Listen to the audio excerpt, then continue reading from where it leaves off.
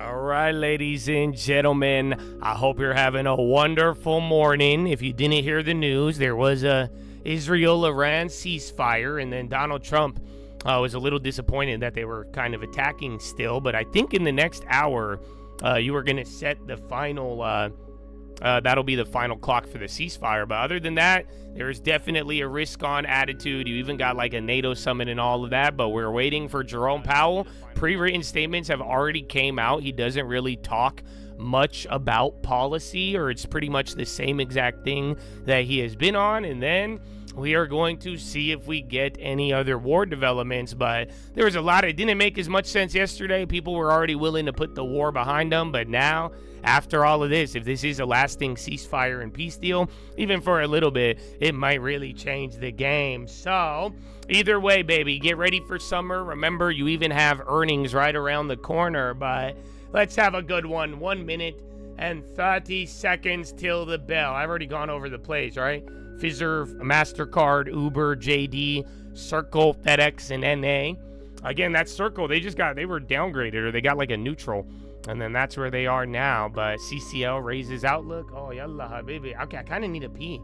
You think I could do it? I think I'm going to try. We only got a minute, bro. We only got a minute. So, Chad, run it up.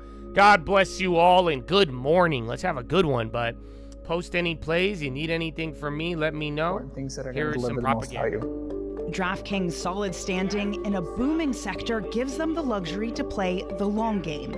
They're not under pressure to cut costs. When you have really strong revenue growth, you don't need that. If you look at where we are today and where we want to be and where we believe we will be, the vast majority of the incremental EBITDA is not coming from any cost reduction. It's coming from increased revenue. We don't feel like we need to cut costs because we're growing our revenue so much. We want to grow our revenue into our existing cost structure, and there's no need to reduce the cost as long as we're being efficient with what we allow our cost growth to look like. Key investors, top executives, global innovators. Join me for in-depth conversations with the biggest newsmakers on the day's top stories. Insight with Haslinda Anand, only on Bloomberg. Bloomberg loves earnings. I know it's like your Super Bowl, right? I can't wait. It's like opening presents in the morning. All right, it will be exciting. Nobody covers earnings. Round one. Fight. All right, baby. So let's see. You already opened about 3/4 there. Bonds are down, and you're going to have Powell talk about higher for longer. So keep that in mind. Oh, those didn't go up as much? No fucking way. I think those are just lagging. Those might end up moving on the circle. Boo, boo, boo, boo, boo. Where is it?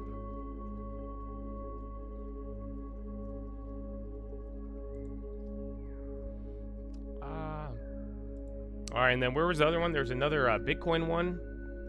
But like I said, I don't like that one as much. And then the stablecoin news. All of those are kind of active. Crude falls by 6. NASDAQ up 0.9. Russell, I don't see where the Dow's at. There is closed option chains. Oh, did they go through? I don't think.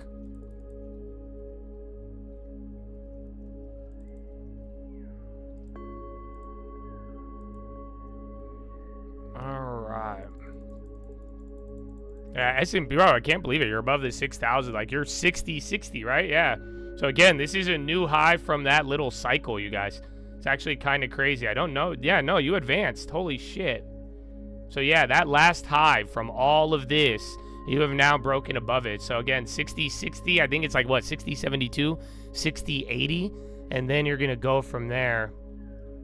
Very fascinating. Oh, no way. Those came down. Uber almost at 90. Yeah, they had the Waymo news. So that one's good. I'm waiting for a chain to open. It's not up yet. What was it? Nibis. Let's see. I don't know if CoreWeave got an upgrade too. Yeah, Nibis is back at 51. I think that was where, yeah, we made the flip last time. And then I don't know where CoreWeave. All the chips are doing good. Everything from big NVIDIA to the small ones like Navitas, SMCI on the high. Watch banks too. You guys remember yesterday at close, the banks were like really, really big. Okay, there's literally chains that have not opened yet still. Palantir low. Where's Tesla? Again, people liked yesterday. SPY near the high. Again, every single level from here, you guys, in the last like 2 to 3 months, this is like a higher point. So you're actually advancing now, and after putting all of this behind us, the risk on is very palatable. I think you could see it. Yeah, banks are up by 1.3 right now. Okay, that one's not loading.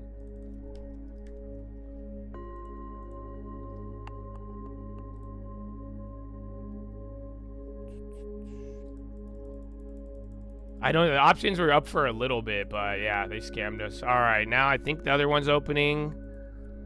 But yeah, I think I still like those. Ooh. I think I got one. They're a little expensive. But yeah, all right.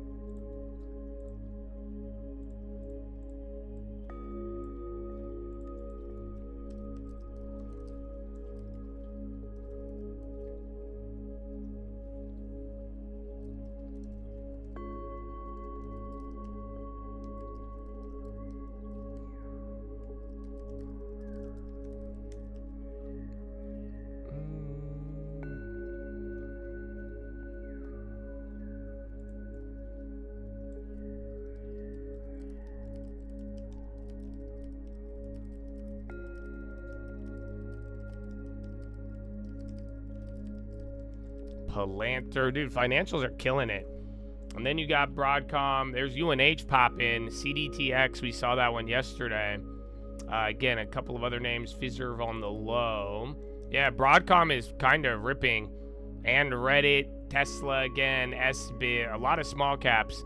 I mean, surprisingly, the Russell's not even lagging up. 52-week high on Broadcom. China Foreign Minister Wang Yi held call with Turkish counterpart. Yeah, JD got upgrade. Banks are coming down. AAP, I think they got an upgrade today, or downgrade. They're down, though. But yeah, watch China names, too. I feel like it's been quiet in China. We haven't heard much. AMD is going up. Okul on the high. See, Circle's still down. They scammed the options. Fiserv. Amazon's running. All right. Let's see. I haven't looked at the long term yet. That's it, bro. The long term. Oh, yeah. We got a new high. But it's going to go soon. Yeah, so, yeah, new all-time high on the long term. But I think we're about to ditch it. Let's see, guys. Let's see. It's scary. Scary.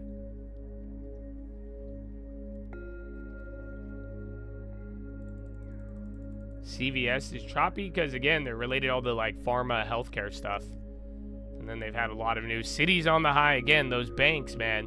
And then Starbucks. Where's all these consumer plays, actually? Pinduoduo now. Another China. Pepsi. Dude, Pepsi will not get out of that range. KB Homes, they were down. They had earnings. Oklo. I haven't seen uranium yet. What about Bobo? Just had a Bradley Fraser. MU. All right. AMD still going. Again, a lot of chips there. Dell as well. You're up over 1% on the NASDAQ. So, yeah, man, you're already at a certain level. This is crazy, bro. 60-70. Holy shit. So, yeah, so like 60-70, 60-72, and then 60-86, and then 60-100, bro, or like 60-99. Holy crap. You keep on advancing. Yeah, they have their dividend payout soon. Remember, XDivvy was a month ago, and it didn't even move on XDivvy. It was crazy. No news on JetBlue. It's probably all the airlines benefiting off lower oil. So like UAL's up 3.4, Delta's up 3.5. That would probably most likely be it. But I don't think there's any individual news, or I could have missed it. Bank of England, Ramsden, I attach more weight to downside risk of inflation in the medium term. And then Ethereum on the high. Ibit. Amazon, bro. I've seen that all day.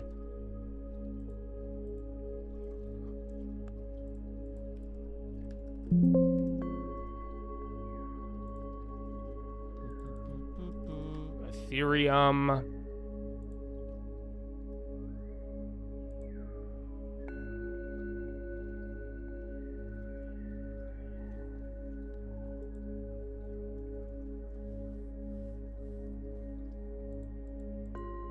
These little scammers. Air defense activated in northern Iranian Bobsalor after explosions. So, I don't know if the ceasefire is break. But again, they've been doing this literally since they announced that. That is the crazy part.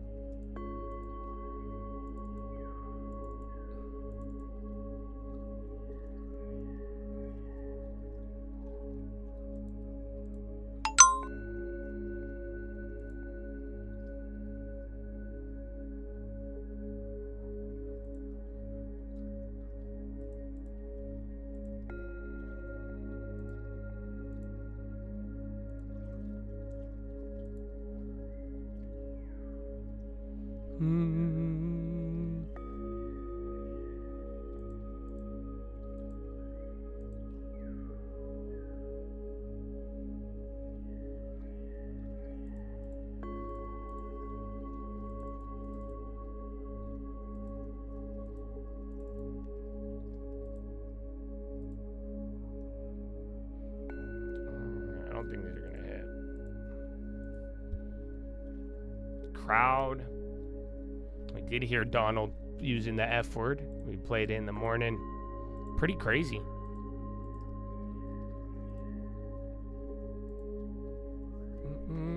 And then, yeah, Powell should be live here in like, what, 20 minutes, I think? And remember, we already got the pre-written statements. So keep that in mind.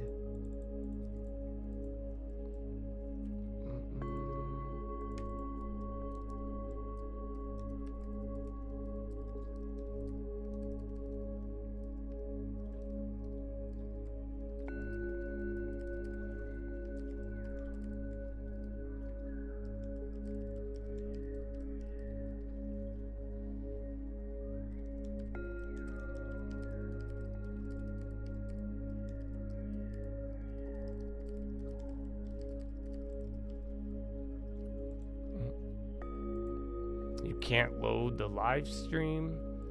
Is it possible to open Twitch? No. So, yeah, no. Don't try to use that to get me to turn on the Twitch. QXO on the high. Tesla getting worked. What an exciting day. Dude, everything's up. So, again, you did have a very wild back and forth. And then it's ultimately just led to oil getting cheaper now. So it's still elevated from a couple weeks ago. Circle's starting to pop off. I think those premiums might go up once it goes up on the downside. Yeah, literally. But yeah, Circle's starting to move up. A couple of others. Where's Disney and Nike? I'm seeing premiums move there. Yeah, Disney's starting to wake up. Circle just popped off. And then Tesla on the low. Illumina on the low. They're kind of getting worked. Yeah, Uber has Waymo news. So Uber and Waymo self-driving in Atlanta launches today. Oh, my Tesla. I knew a Tesla went from leader to high.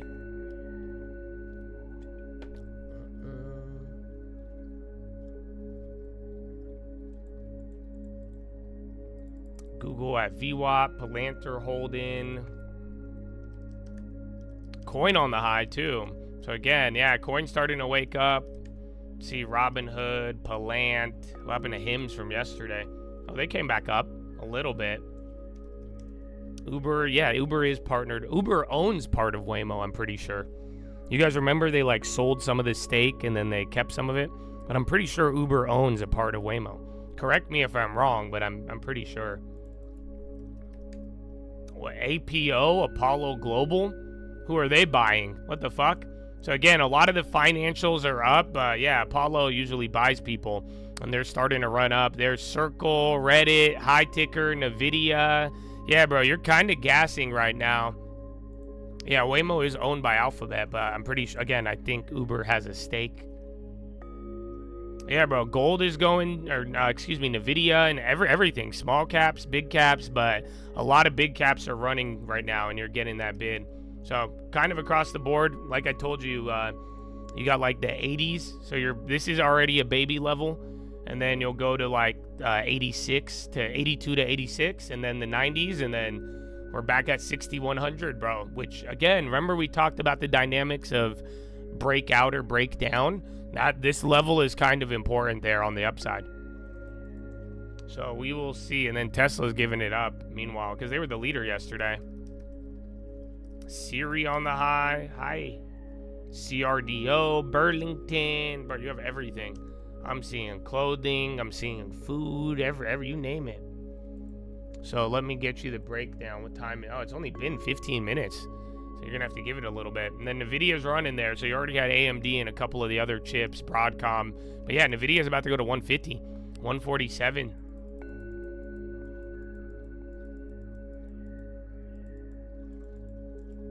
There's no ownership? No way. Well, I guess I was wrong. I thought they did. And then Sweetgreens is up 10? Oh. But yeah, so I guess Waymo doesn't own any of it. They've just partnered several times. You started a long-term depositing $500 a month, so you spread it across all stocks. I'd pick a couple of names. You know, you can spread it across like 5 names and buy $100 a month of 5 different stocks. But then the problem is that you're not going to be able to grow the position like fast. So I'd maybe focus on 1 or 2 to start with, and then that way you build around it, and then, you know, once you see where things are, then you could start kind of spreading it out a little bit thin. But yeah, I wouldn't go for too many to start out. Okay, Circle's on the high. I thought the premiums were going to go up on the way up, but no, now they're just washing them. But yeah, Circle's already bounced 8% from the bottom. That one's till July. Apple and Perplexity. Yeah, didn't they say they wanted to get involved?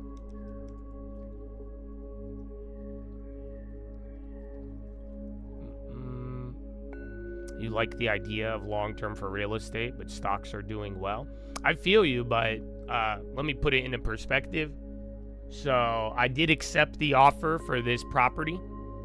And like I said, like worst case scenario, I think I could double the whole entire long-term. Worst case. But to get the same asset value of what I'm about to pull off, you know, God willing, I would need to 10x the long-term. Almost. So you're right. Stocks, buy and hold and let it sit there and all of that. But like I've given you guys the plan, you know, I want to show you guys how to become millionaires and how to get into high net worth and all of that. And that's why I'm saying, you know, we're about to turn $250,000 of equity into, you know, $2 million of property. So that's already going to be 10x. Like I said, based on the estimate, we flip the property, we could double up our long term. Other than that, you know, it chills there. So yeah, we're trading up. That's genuinely the idea. I like stocks, man. I like everything. I like our long term, but I don't to hit that 2 million mark, it would take a lot in the equity markets. So now we're gonna use the real estate and then go back and forth. Renting? You could rent if you want. If it's cheaper to rent where you're gonna work, rent. And then go buy a house somewhere cheaper and then use that as a rental.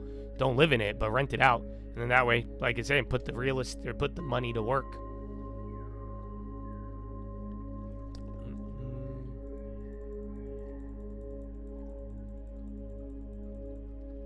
NVIDIA, bro. And then this SPY, but that's it, bro. That's all she wrote. I think it is there, my friends.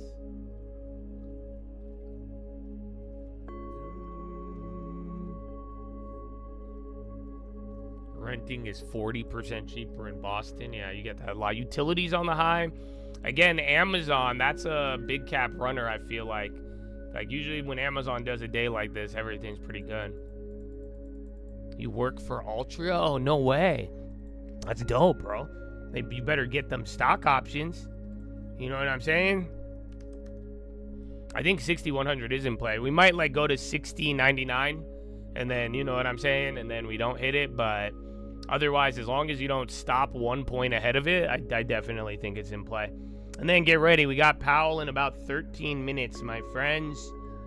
So I'll try to get you the fastest feed.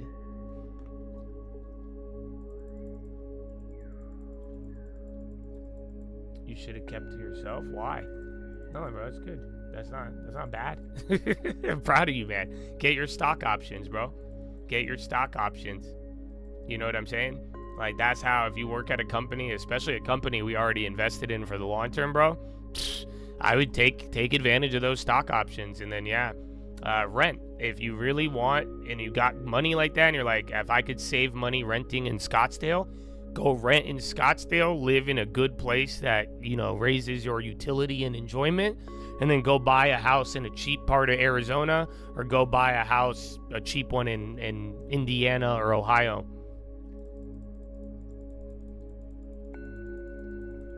Coin on the high now. Amazon, that's all she wrote, bro.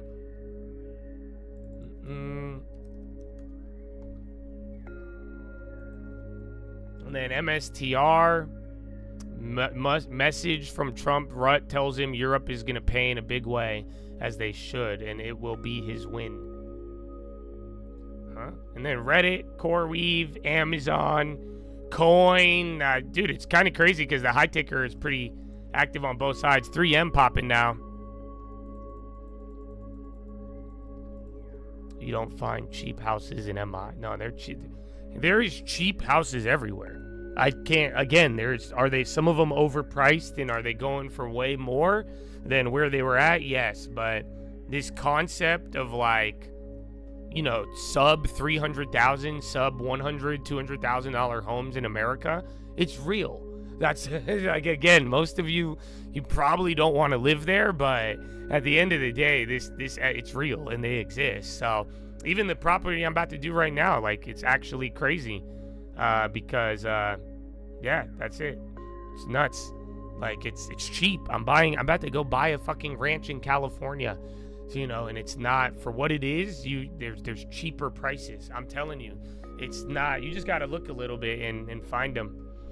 How can you turn 250 into 2 million in real estate? That sounds far off. That shouldn't be too far off. You know, let me ask you this. What's 10% of $2 million? So we'll start with that, but that's not too untypical, 10% down. We're actually going to be doing it a little different, and the property's appraised more than what we're paying for it. But yeah, so it's about 10-15% down. That's very typical. Especially for like a trader loan, and if you're doing a loan that's not a conventional with like a Wells Fargo bank, very, very typical. So actually, it's a better terms than my other one. The other one that I did where I sold the crypto, I put down $500,000 for $3 million. That was a little bit more. So now we're putting down half and getting a little bit more.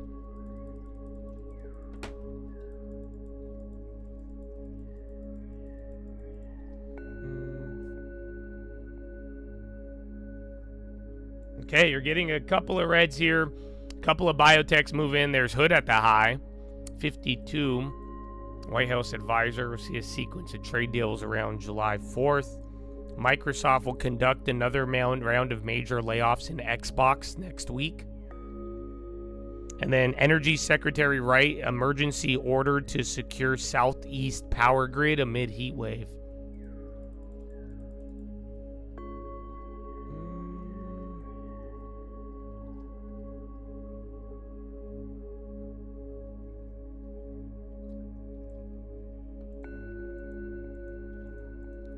You can only do no-income mortgage. I don't know what you mean by that, but yeah, like, but everybody could do what I'm doing. That's why I'm doing it, to highlight that. So everything I'm doing is everybody who has a long-term. If you saved money and deposited every month to the long-term, you should qualify for the exact loan that I'm getting. So it doesn't matter. All you need is the 10-15%. And then you will be responsible for the mortgage payment. So ideally, you guys want to buy houses that are already rented if you can't afford the mortgage payment, or you want to buy a house that is similar to your current rent so that your mortgage payment is what you were spending anyways. Pizza. Chillin'. Futu on the high. Fiserv did not go up.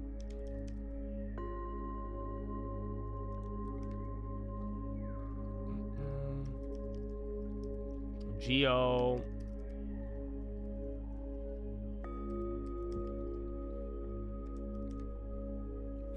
Am I using the long-term deposits? No, I'm just gonna either rent out the property or find a way to make money out of it, whether with the Chad, through the Chad, or through animals. Again, I mean, there's a lot of land, so I think we're gonna have multiple ways to monetize it. But yeah, and then I'm just gonna go back to saving my 10%. And then now we turned 250 into a property. And then the small account's not being touched. So again, remember, you guys, I made the small, this was the original YouTube account. We made the big one because you guys wanted to see it bigger. But at the end of the day, I'm not touching the small account. This one that we started with $500 did the $300 a month. So now it's at 30 or just under it. But yeah, this one's not even going to be touched in all of it. So that's why I just using the big account. I think that one grew there. And like I'm saying, it's a good idea. There's some good value, and I think you guys will be pleasantly surprised.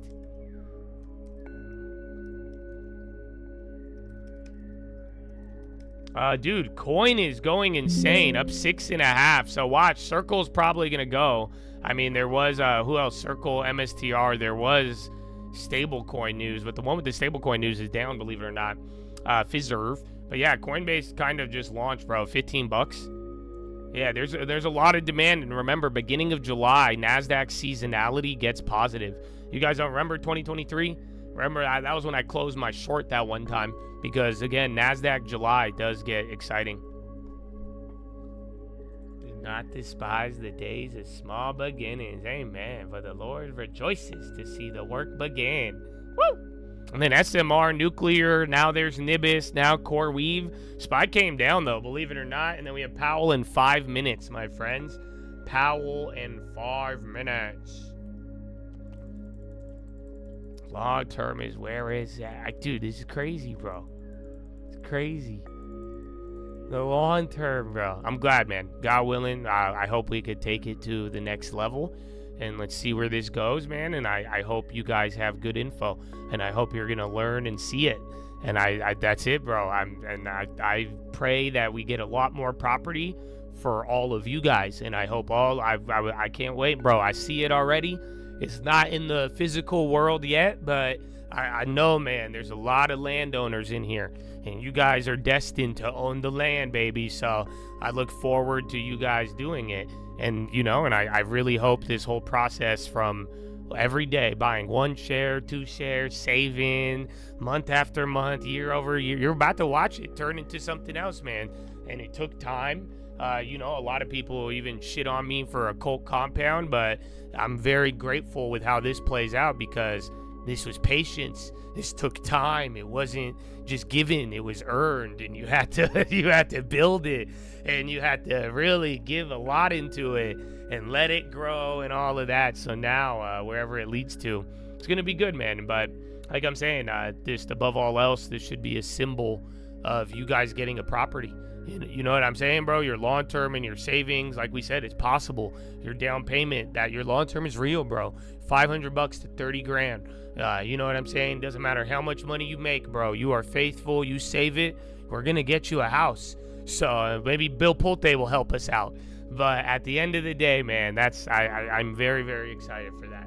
And I hope all of you continue to aim and aspire for your home. Whether it's your first one or not, it's possible. So let's get it, baby. Let's get it.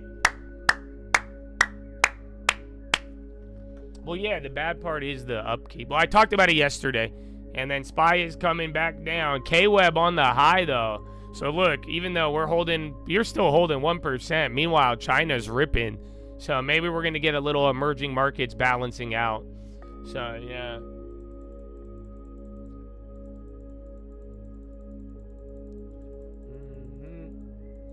But yeah, because remember I told you guys the idea, I was like, I might rent it out to the Chad. I said, oh, we need to generate money off of it. But then I thought about it last night and I said, fuck that. I said, y'all want to come here? You're going to work on the property. Y'all like, oh, it takes a lot of maintenance. I know. That's why we have a cult. So yeah, you can't rent the property unless you're going to wake up every morning at 3 a.m. and you got to go through Josh Answer's boot camp. So you have to dig a hole before trading. You got to dig your hole to build character. And then you got to till the land. and then you could go to the trading floor and trade throughout the day. And then afterwards, you'll be required to work out. You have to consume protein. Yeah, bro. That's why I thought about it. Tell me that's not a good idea, though. Yeah, I'm gonna put y'all to work, bro. Y'all thought it was gonna be a fun cult compound? No, we're gonna develop character. It's gonna be beautiful. Okay, Robin Hood, and then Robin Energy. Look at Robin Hood. You see that? That's crazy. I don't think you'll ever see this again. 52-week highs, Robin Hood. Oh wow, that's amazing.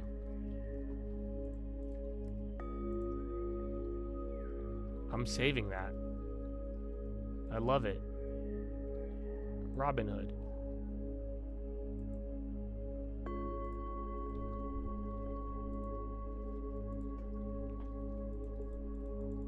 Coin. Dude, that's disgusting.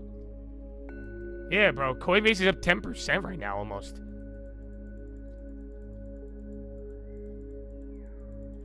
Is it? Yeah, right? What is the IPO price? This highest it's been all year? I think so, man. Holy shit. So again, there's been a lot of developments, the banks, stablecoins, all of that. And then SPY just flipped already. The odd part is China going up on all of this. So let's see how this plays. Coin, Wheeler. I think crypto plays are going to just take off. Bonds near the low. And then again, you're going to have your boy Powell should be on any second now, actually. What the fuck is this? I got a video of NATO. I hope it's not at... No, this is supposed to be in front of Congress.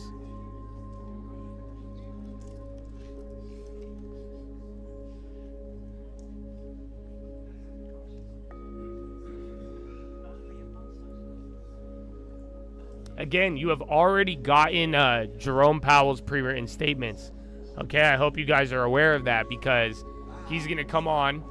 He's going to give this little statement. They're going to do the intro. Then they're going to explain the process. And then everyone's going to tell me to shut up while I'm talking, while he's talking. But I'm like, dude, none of this is new. You see what I'm saying? And then after the first like 10, 15 minutes, then you'll get into the real questions. Conference board expectations 69. Let's get it started. Well, say a few words and then give the floor to you. I just thank you so much. This is a wrong feed. It's a pleasure to host you here. Good to see you. Pleasure. So yeah, where are we? Conference board came in 93 versus 99.8. So consumer confidence kind of plummeted. I think conference board was actually high all year, believe it or not. But yeah, that data just came in. No good, Habibi. No good. But then again, bonds like it. Maybe the market will. So we'll see. A couple other small caps. DraftKings, China, and then chips. AMD on the high. Richmond Manufacturing, -7, -10. All right. Oh, we got Pow Pow. All right. I got a visual. I have. He looks weird at that angle, bro. Is that Powell? Yes. He looks different. Bro, his side profile is very different. You know that? That didn't look like him for a little bit. Very interesting. I'm used to looking at him straight forward. You know what I'm saying? We don't usually see his profile.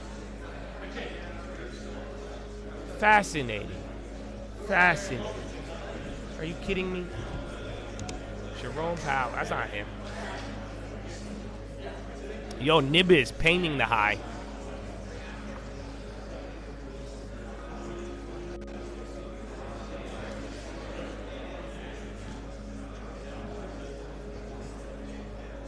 Is this like the final form of Mark Cuban's glasses or something? What is it?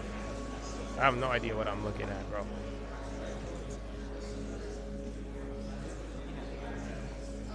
All right, well, get ready. It should be beginning. It's already 7:02. They should.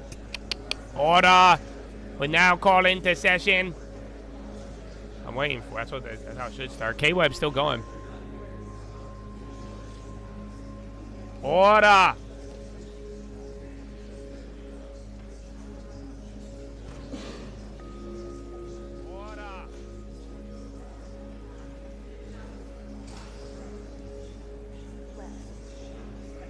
Spot is going to be near the low to start it off.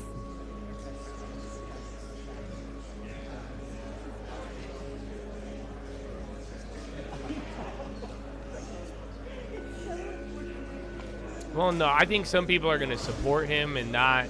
They are going to bring up the war stuff and ask him, but otherwise this is going to be a nothing burger, you guys. I'm not expecting him to say much, even through, if you already read the pre-written statement from Jerome, he literally is saying nothing. So he's not trying to change his opinion. You just heard from Powell. You do have a global conflict that has developed recently, but other than that, bro, it's not going to be anything crazy. Tesla's flushing. Order!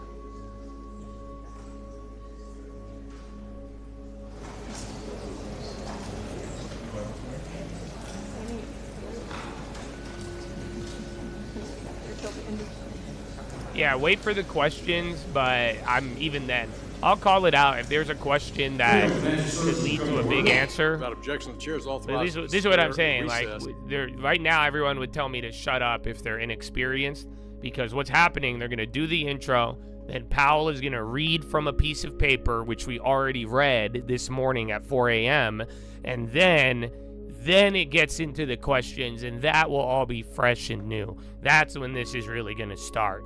So we'll see, but you can hear it in the meantime, but just be prepared. I wouldn't expect much. Don't be too jumpy. You might get a couple of inflection points, but I would just watch the general levels that we've been playing already. Suggesting that Republicans but you never know. Head on a swivel. If he does say something, we will be here. However, the facts tell a different story. 4 months into the Trump administration, American workers and taxpayers are already benefiting from a strong, resilient economy. The Fed noted that growth is solid, and even former Fed officials have dismissed the idea of a recession this year or is near. Compare that to the previous administration. Under President Biden, Americans endured the highest inflation rates in decades, driven by reckless spending and misguided policy decisions. Now, under the Trump administration, inflation has declined to levels lower than those seen before President Biden's flawed watch China. American Rescue Telling you, Plan. bro. Everybody was just asking about tariffs and all that shit, bro. China's been mad quiet for a while, and they're just running all day today. Keep an eye on China, you guys. Necessary to secure more open markets for American goods and services. But that uncertainty is not without a strategy of balanced, lower regulatory costs, pro-growth tax policy, and controls on federal spending, all combined with trade successes, offer economic opportunity. One Fed official, Governor Waller, has outlined how a balanced approach, combining potential tax rates with targeted tariffs, could foster strong economic growth. Let me be clear on that point. Still. We can fight to open markets, break down non-tariff barriers while achieving solid economic growth at the same time. That's President Trump's goal, just as it was for President Reagan in the 1980s. I also want to commend you, Mr. Chairman, the Federal Reserve, for taking positive steps to keep politics out of the Fed, including disbanding 4 internal climate-related cutting a month before the election. Fed leaner and more efficient by right-sizing your workforce across the system. These moves reflect a commitment to efficiency at the Federal Reserve. Micron, too. I'm also pleased that Governor Mickey Bowman has been confirmed as Vice Chair for Supervision at the board. Governor Bowman has been a tireless advocate for community banks, and this committee is eager to work with her on policies that enhance our bank's ability to provide greater access to capital and services for our families and businesses across our nation. I look forward to today's hearing, and I yield back the balance of my time. I'll now recognize Mr. Foster on behalf of the ranking member for 4 minutes for an opening statement. Thank you, and I will save everyone a little bit of time. Ranking Member Waters was unavoidably detained. I'll just That's J.D. Vance if Peter Thiel never invested in him. On their confidence in the economy. Sorry, probably the single simplest. My bad. It's still the intro. The US dollar is down roughly 10%. Okay, this is not a small thing, and it has caused countries around the world to question the primacy of the US dollar going forward. This is one of the worst market responses, I think. And Whirlpool pop in. But yeah, dollar's coming down. The tariffs that are very destructive to international trade, and just everything that the markets are seeing and trying to suffer through. I know I'm contacted all the time by businesses in my district, manufacturing. You've been trying to find the channel for 2 months? Thinking about my guy, it's literally youtube.com/thestockmarket. Anyway, there's a long set of things we should be talking about. And I'm I promise. People some time, and let's get to it. Yield back. Gentleman yields back. I recognize the literally Chairman of every Task day, Force on bro. Monetary Every day. Policy, Treasury market resilience, and economic prosperity, Mr. Lucas, for 1 minute for an opening statement. Thank you, Mr. Chairman. Today's hearing will allow us to evaluate the state of the economy and review the FOMC's policy decisions. It's appropriate to regularly take a step back and assess the central bank's performance and its responsiveness to the economic conditions our constituents face back home. This hearing is particularly timely. Well, if it is difficult, just remember, you guys could always go to youtube.com/thestockmarket, and I will be here, God willing. That will have a profound effect on the lives of every American. Many of these topics will discuss during stock market hours. A closer look at in the monetary policy, treasury market resilience, and economic prosperity. They're going pretty quick, honestly. They're already at the third guy for the intro, but you haven't gotten Powell's special attention thing. Is the Swiss franc, yeah, something's going SLR and ESLR on the treasury market. So Swiss franc and yen are dropping, but you could see it in the dollar, you guys. And I hope we'll see meaningful action soon. Chairman Powell, thank you for what the being fuck here. is happening? It's critically important that Congress and the bro, central currencies bank are have going open nuts. dialogue, transparency, accountability. So now you're getting a honest stick on the market too. Pillars Something's of our happening. Success. I look forward to your testimony. Trump, get the big beautiful bill to my desk ASAP. I yield back, Mr. Chairman. Gentleman yields I back. see something, the 6 seconds ago. Truth Social. But nah, look at the currencies though. That's not. You haven't seen that in a minute. Thank you very much, Mr. Chairman and Ranking Member, and thank you, now that we've Chairman made Powell, peace abroad, both for your years of public service and for being here today. Since 1977, the Fed has been tasked by... Okay, so Trump, Truth Social, now that we've made peace abroad, we must finish the job at home by passing the great, big, beautiful bill and getting the bill to my desk ASAP. Be historic, present the great people of the United States of America as we begin the celebration of our 250th birthday. We're finally entering our golden age, which will bring unprecedented safety, security, prosperity for all our citizens. To my friends in Senate, lock yourself in a room if you must. Don't go home and get this deal done this week. Work with the House so they can pick it up and pass it immediately. No one goes on vacation until it's done. Everyone must, most importantly, the American people, will be much better off thanks to this. Yeah, that can't be the currency move, though. I see the sentiment, but yeah. That's what Trump just said. Jerome Powell, Chair of the like Board I'm of telling you, that Governors yen, of the Federal Swiss Reserve franc System. move, everything, Chairman even Powell, the pound and euro are taking moving. time to be with us. You'll be recognized for 5 minutes to give an oral presentation of your written testimony, and without objection, your written testimony will be made part of the record. You're now recognized for 5 minutes. Okay. So this is the pre-written. Thank you, Chairman Hill, Ranking Member. Thank you. And other members of the committee. It's great to be back here today. I appreciate the opportunity to present the Federal Well, watch Reserve's TLT if the yen keeps going, but I don't like that dollar move. Federal Reserve but then we have seen yields stay high with dollar low, so it's not guaranteed. Employment and stable prices for the benefit of the American people. Despite elevated uncertainty, the economy is in a solid position. The unemployment rate remains low, and the labor market is at or near maximum employment. Inflation has come down a great deal, but has been running somewhat above our 2% longer-run objective. We are attentive to the risks on both sides of our dual mandate. High ticker short-term is going up. Before turning to monetary policy. And watch the. And you already heard everything Powell said. It's already in writing. Solid.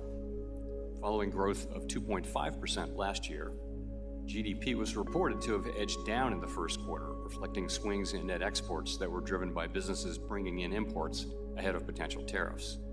This unusual swing has complicated GDP measurement.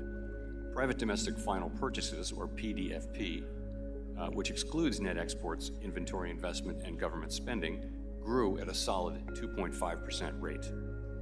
Within PDFP, growth of consumer spending moderated, while investment in equipment and intangibles rebounded from weakness in the fourth quarter. Surveys of households and businesses, however, report a decline in sentiment in recent months and elevated uncertainty about the economic outlook, largely reflecting trade policy concerns. It remains to be seen how these developments might affect future spending and investment. In the labor market, conditions have remained solid. Payroll job gains averaged a moderate 224,000 per month in the first 5 months of the year. The unemployment rate at 4.2% in May remains low and has stayed in a narrow range for the past year. Wage growth has continued to moderate while still outpacing inflation. Overall, a wide set of indicators suggests that conditions in the labor market are broadly in balance and consistent with maximum employment. Significant inflationary pressures. What? The strong labor market conditions in recent years have helped narrow long-standing disparities in employment and earnings across demographic groups. Inflation has eased significantly from its highs in mid-2022, but remains somewhat elevated relative to our 2% longer-run goal. Estimates based on the Consumer Price Index and other data indicate that total personal consumption expenditures, or PCE prices, rose 2.3% over the 12 months ending in May, and that, excluding the volatile food and energy categories, core PCE prices rose 2.6%. Near-term measures of inflation expectations have moved up over recent months, as reflected in both market and survey-based measures. Respondents to surveys of consumers, businesses, and professional forecasters point to tariffs as the driving factor. Beyond the next year or so, however, most measures of longer-term expectations remain consistent with our 2% inflation goal. Our monetary policy actions are guided by our dual mandate to promote maximum employment and stable prices for the American people. With the labor market at or near maximum employment and inflation remaining somewhat elevated, the Federal Open Market Boeing's Committee on the has low. maintained the target range for Boeing the federal flush. funds rate at 4.25% to 4.5% No headline yet. since the beginning of the year. About We've $1, also continued to reduce almost. our holdings of Treasury and agency mortgage-backed securities, and beginning in April, further slowed the pace of this decline to facilitate a smooth transition to ample reserve balances. We will continue to determine the appropriate stance of monetary policy based on the incoming data, the evolving outlook, and the balance of risks. Policy changes continue to evolve, and their effects on the economy remain uncertain. The effects of tariffs will depend, among other things, on their ultimate level. Expectations of that level, and thus of the related economic effects, reached a peak in April and have since declined. Even so, increases in tariffs this year are likely to push up prices and weigh on economic activity. The effects on inflation could be short-lived, reflecting a one-time shift in the price level. It's also possible that the inflationary effects could instead be more persistent. Avoiding that would depend on the size of the tariff effects, on how long it takes for them to pass through fully into prices, and ultimately on keeping longer-term inflation expectations well anchored. Our obligation is to keep longer-term inflation expectations well anchored and to prevent a one-time increase in the price level from becoming an ongoing inflation problem. As we act to meet that obligation, we will balance our maximum employment and price stability mandates, keeping in mind that without price stability, we cannot achieve the long periods of strong labor market conditions that benefit all Americans. For the time being, we are well positioned to wait to learn more about the likely course of the economy before considering any adjustments to our policy stance. To conclude, we understand that our actions affect communities, families, and businesses it's about to across the end. country. Everything we do is in service to our public mission. We at the Fed will do everything we can to achieve our maximum employment and price stability goals. Thank you. I look forward to your questions. Thank you, Mr. Chairman. We'll now turn to member questions. I recognize myself for 5 minutes for questions. Over the past few weeks, our Democratic colleagues have suggested the following. After the initial release of the GDP report, the president is driving the economy into a recession. Chairman Powell, the latest FOMC statement described economic activity had to continue to expand at a solid pace, and you just reiterated that in your testimony this morning. In your view, is the term recession and the economy growing at a solid pace, are those synonymous with each other? I would say no. And you note that the labor market continues strong, the economy's at a standard pace, and you also referenced in your testimony that first quarter GDP initial react was also from front-end loading, as you noted, imports to try to avoid tariff impacts. Also, I looked at the Atlanta Fed GDP Now model, which forecasts GDP growth for the second quarter of this year at nearly 4%, with core GDP forecast at 2%. Does that Atlanta model suggest a recession to you? No, I would say it doesn't. So, TEM and GEH on the low, AMD still going, yeah. Today, and then the ones that and you Micron made, during, and Intel. March and April. I was looking back at a Fed study that noted that up until March, tariffs have already been partially passed through in consumer prices, leading to a contribution of merely 1/10 percentage point increase in core PCE prices. And a Harvard study last week showed that prices have only modestly adjusted since the announcement of tariffs. Finally, the longer-term inflation expectations remain consistent with the 2% goal. Governor Waller laid out a pathway that allows for rate cuts provided that average effective tariff rates remain close to 10%, or I assume he means 10% or lower. The labor market remains solid, prices continue to disinflate. So given that data I've outlined, I'm sure data that you're very familiar with, for the economy to avoid persistent inflation, do you concur with Governor Waller that there is a pathway for good news as it relates to the regulatory policies, the tax policies that I've discussed in a world with lower tariff rates?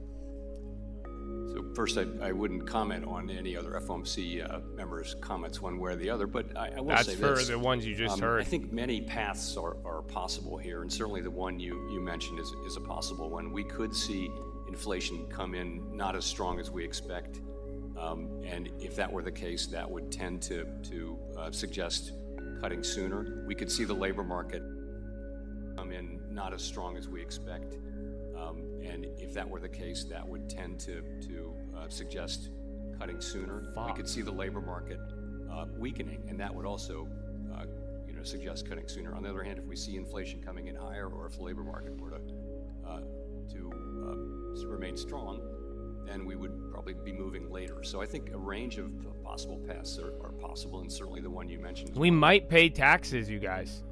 Fuck. I'm calculating the long term if we need to get the money, but we only have like 28 grand in losses. So a couple weeks ago, the losses were a little higher at work, but now we have way more gains. So I gotta finesse it. Fuck.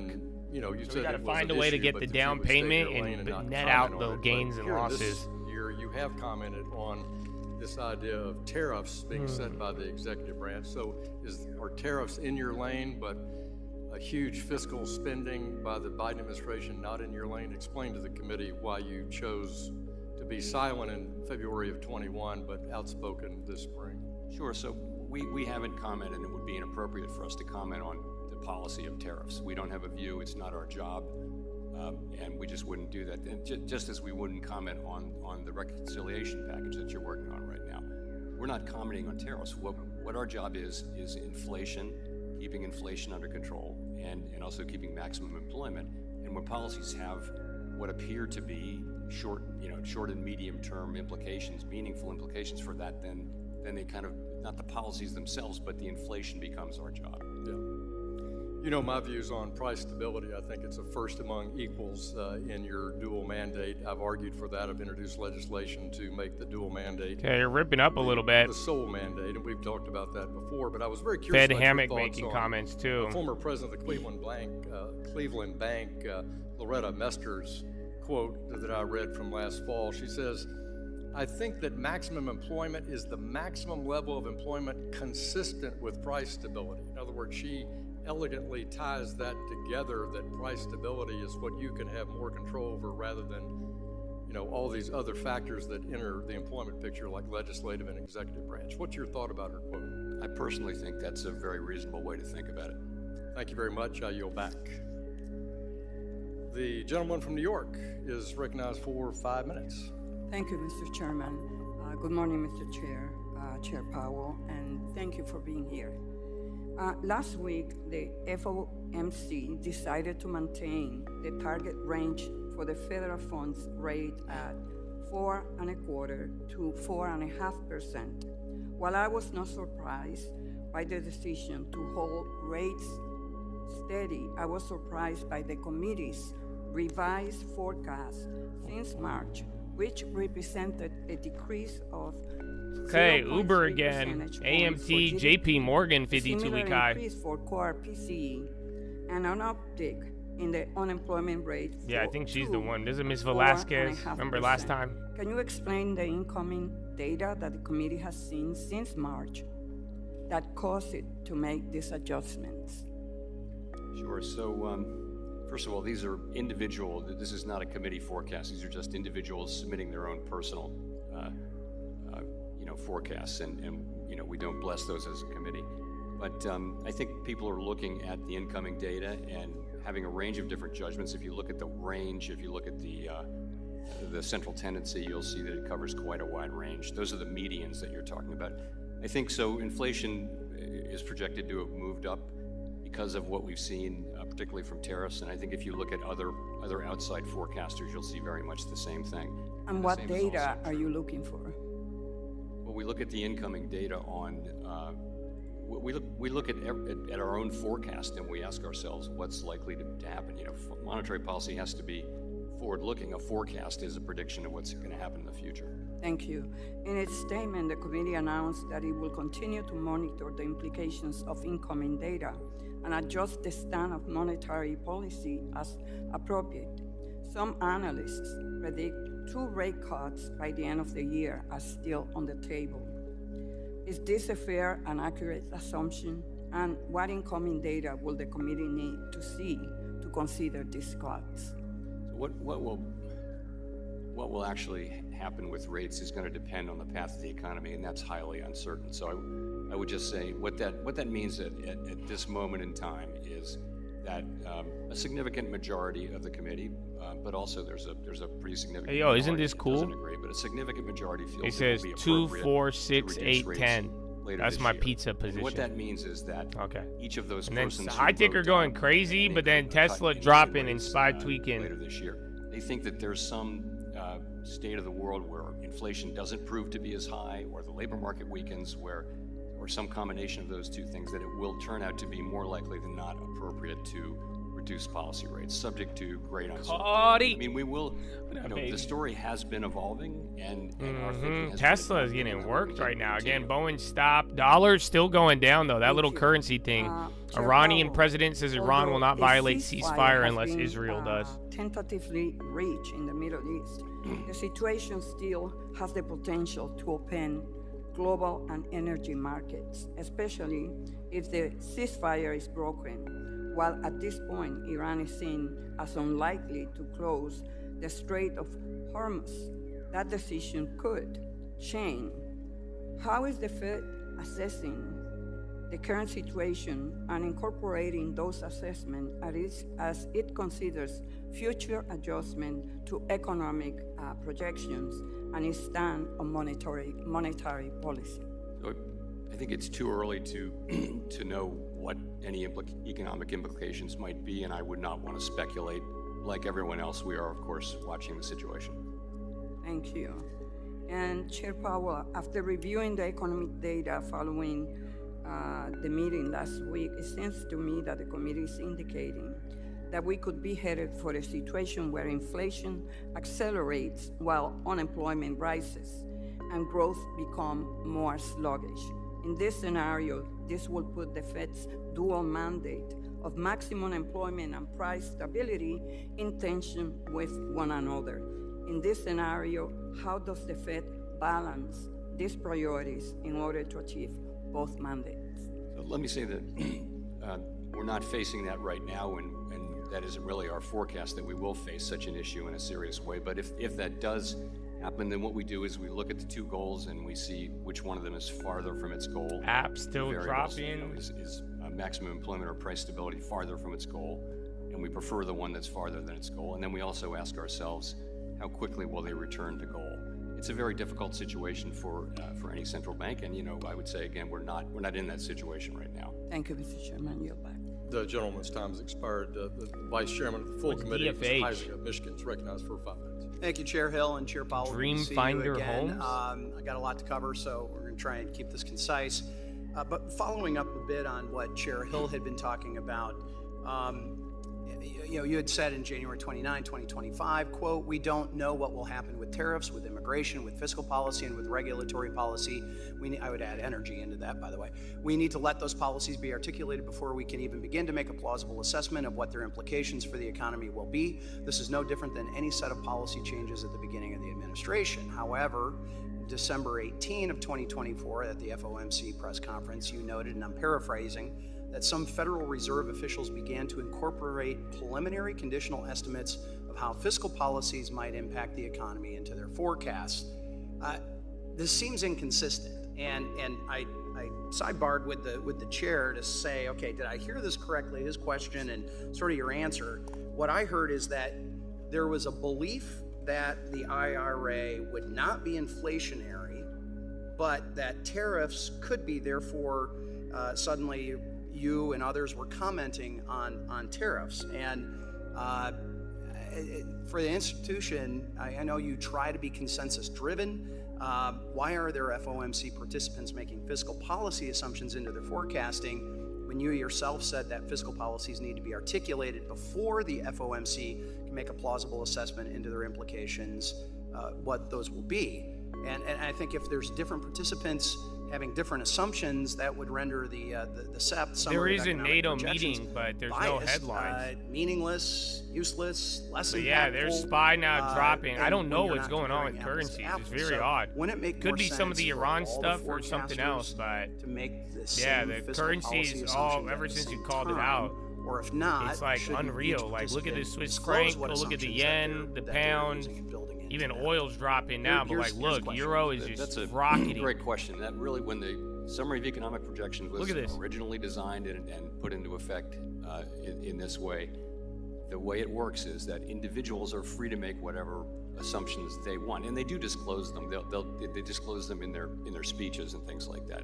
So there will be situations where some people incorporate something and others don't, and we try to be transparent about that. But that is All right, I'm gonna go to the that's kind of bathroom. the way it You're works. When I flying say we don't blind. take Good into luck. account, I'm Watch really those talking about currencies. policy Yeah, and euro's the everything as a highest whole, since October where we 21 won't right take now. things into This account is a until- breakout of the You believe euro. that If you the guys remember, breakout on the pound too. Their assumptions So something's going on in currency land. That's probably going to be your move, man. I think So they watch do out for that. in Wherever their those go, speeches. you'll Each of follow these people eventually go if out it and keeps give going at that there are a lot of pace. speeches. I guess the opaqueness of the Fed has been something over the arc of my 15 years on this committee has been one that has been debated greatly, including auditing the Fed and a number of other things that have gone on. I've got here a brief moment. I do feel like I need to touch on interest rates. Not to be a shock, you asked how the family business was doing back in Michigan. Families involved in sand and gravel and aggregates and construction and things like that. It's been strong. We need more labor. We need a few other things on that, what's happening. But I mean, I think there's no recession. That's been established. There's no hyperinflation, or certainly not as what some had been projecting. Yet there seems to be higher than expected, or certainly desired interest rates for many of us. And I'm curious how high interest rates, they hurt Americans who are paying car loans, credit cards, mortgages. Just this morning, you had FHFA Director Pulte asking for lower interest rates, which would obviously impact home buyers as well.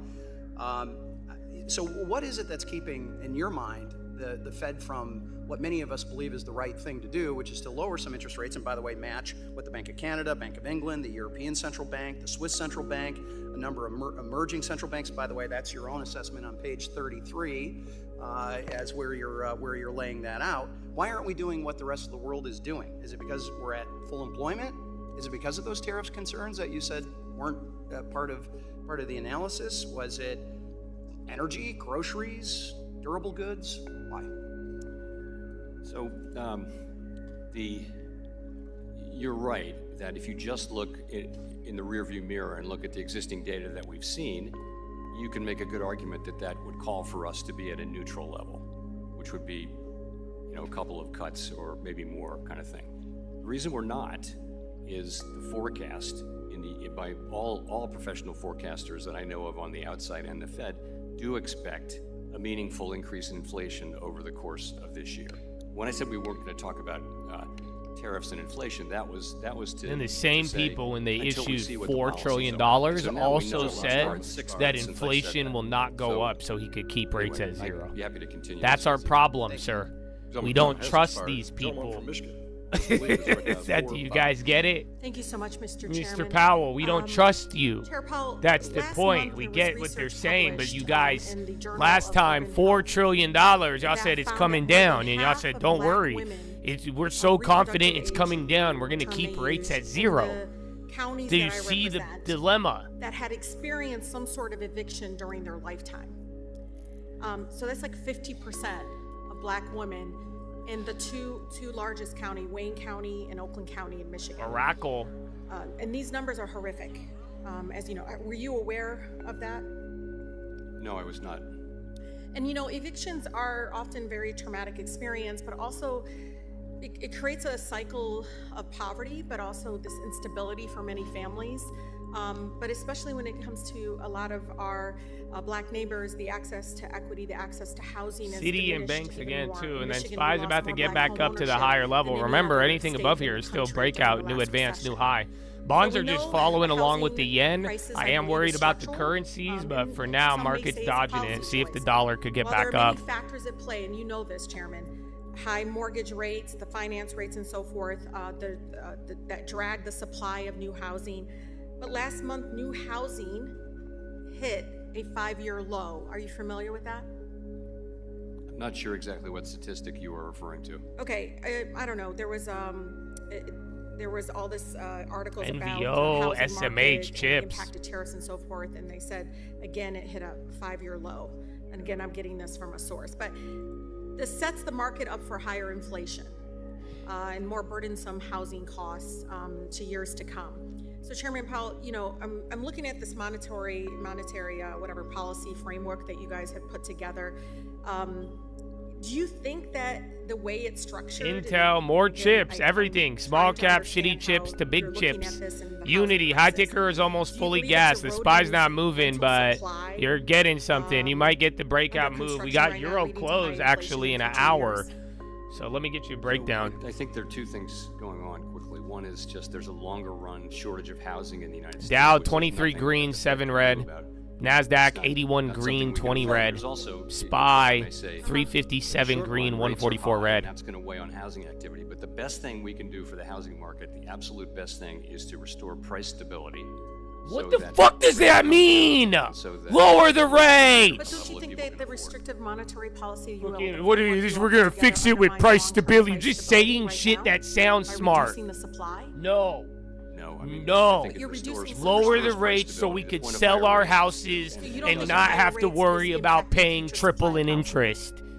You know that, bro? I'm buying a good deal of a house, and the interest rate is higher than fucking the Babylonians and shit. What is this, Jerome?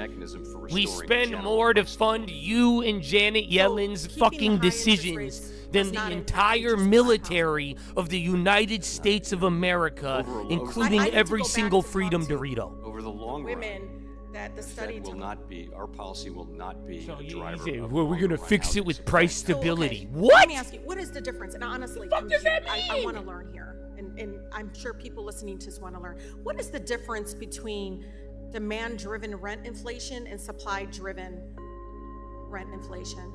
Like you guys use these terminology. What is that? How do I communicate that to the public? What is the difference between supply-driven versus demand-driven rent?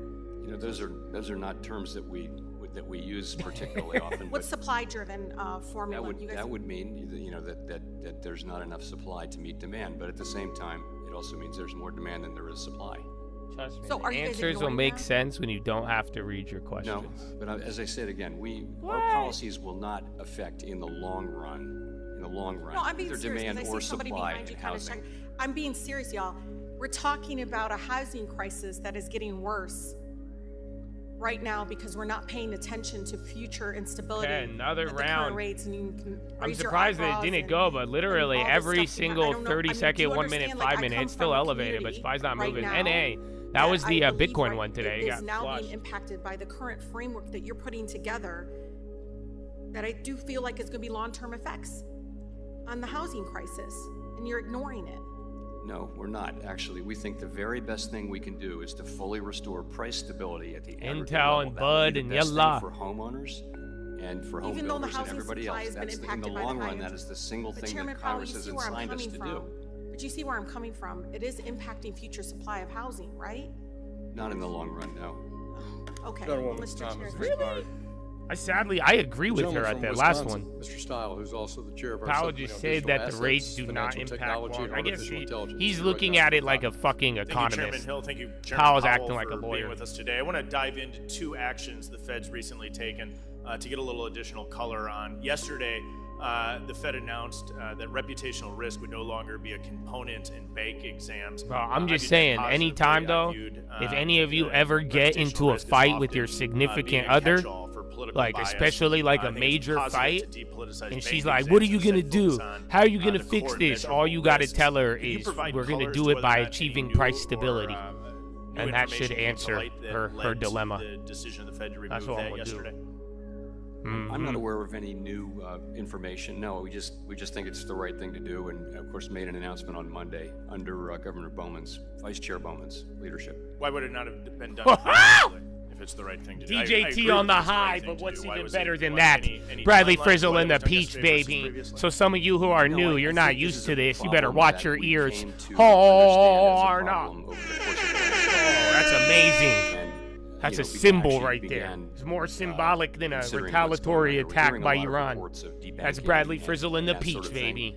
Better get your ass. I'm standing up now. 2024 came to the view that this was a serious problem that we need to address, and we've said that publicly. The wife heard that and said, "Don't even think about it," because she heard that I'm correct. I appreciate you taking she that knows action. it'll work. That's why she doesn't want you to do it. So I agree with her.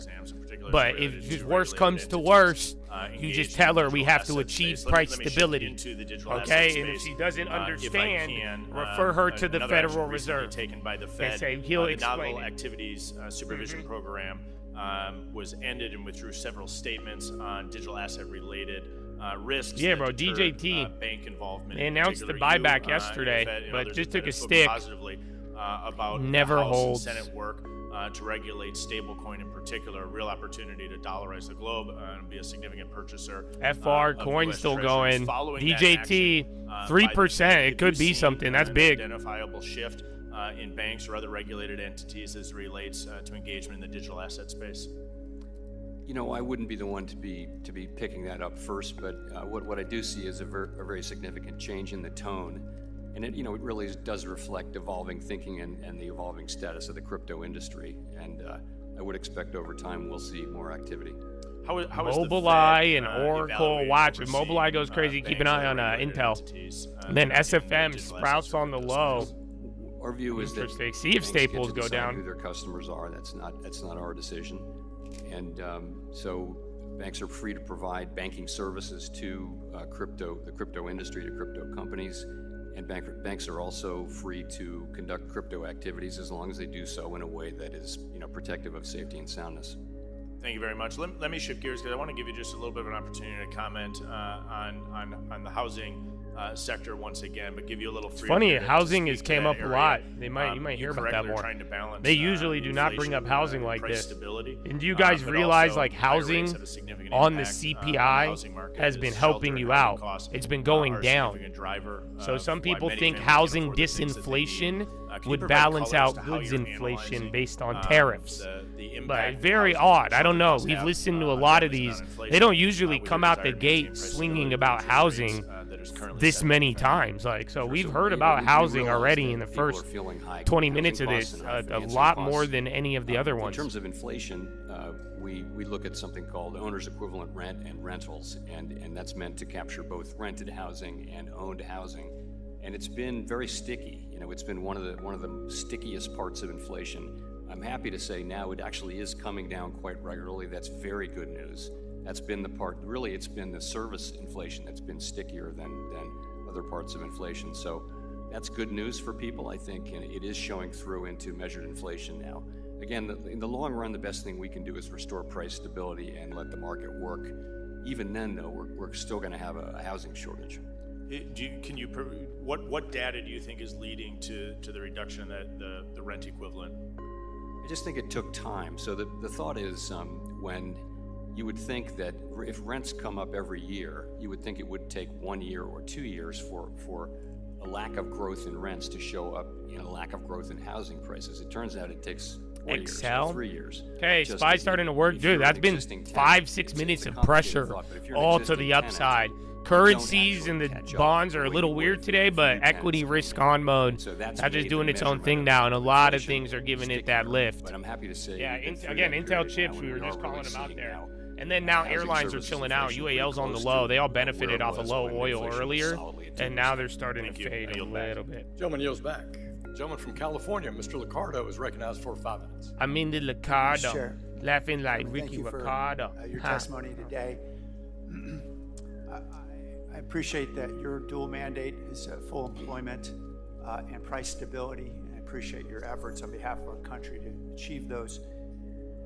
My understanding is that critical data is collected by the Bureau of Labor Statistics to help formulate the indicators that you rely on, that we rely on to understand unemployment rates, CPI, and other inflation indicators. We are certainly hearing a lot about the impacts of DOGE on our workforce, and specifically about the elimination of many of those positions in BLS. And now we have a proposal in front of Congress to cut $56 million from that agency. Are you concerned about the ability of your team to get accurate data and about the ability to have reliable indicators to make good decisions upon?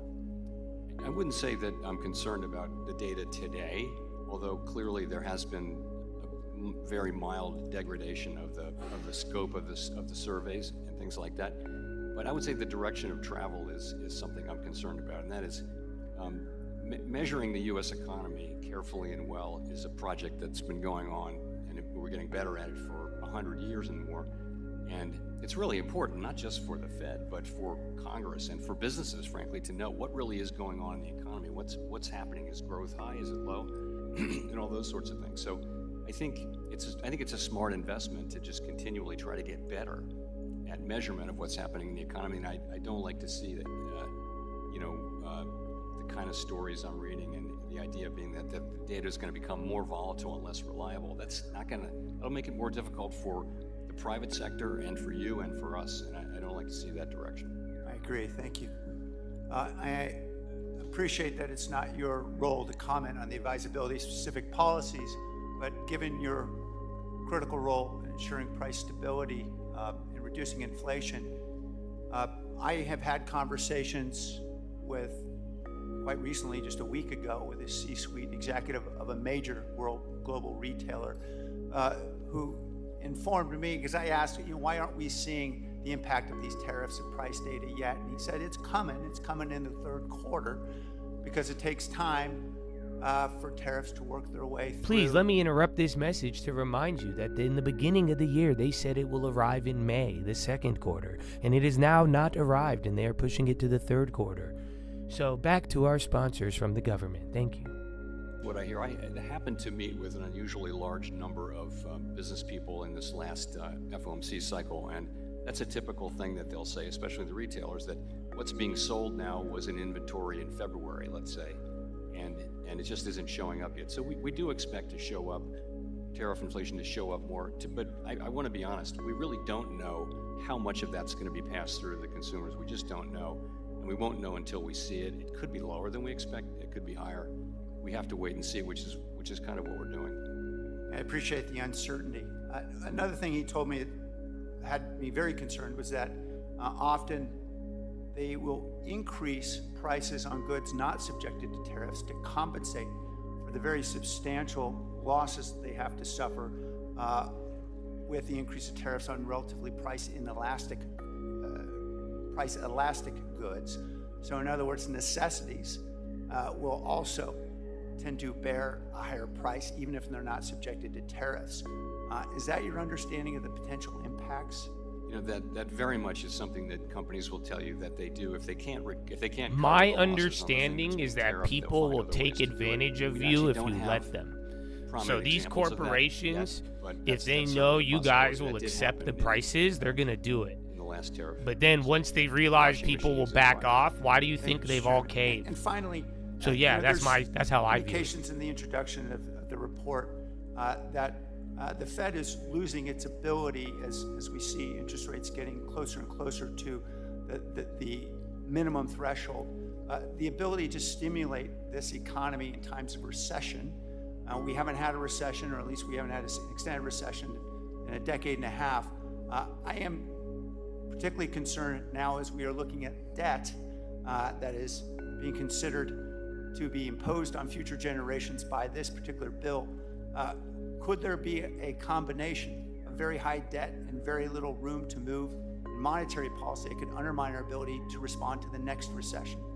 So we faced that issue quite a bit in the era of very low interest rates, but we're at higher levels of interest rates now, so there's significantly more room to cut than there was then. Thank you. Gentleman yields back. Gentleman from Wisconsin, Mr. Fitzgerald, you're recognized for 5 minutes. Thank you, Chairman. Chairman Powell, thanks for being here today. Appreciate it. I want to go back to something we had some brief discussions about this in the past, but in September of 2024, with core inflation still being above target and the labor market was holding steady at the time, the Fed made a decision to cut rates by a full 0.5 percentage point. It kind of raised some serious questions as to whether or not the data truly supported such a move at that time, and I think some of us were surprised that it was a full 0.5%. So can you revisit that again, what the Fed was thinking at that time? Because it seems to be somewhat of an enigma now. It stands out as, why was this done? Why was the 0.5% done at that point? I'd be glad to. So, yeah. First of all, the inflation and employment readings were very similar then to what they are now. They weren't terribly a tenth or two. Right. But the difference then was Hinge Health, that was the recent IPO. And Zillow, bro, every day. The unemployment rate had actually gone up almost a full percentage point. I was very clear about this. We were very clear about it in real time too. The concern at that time. No, it was bullshit, dude.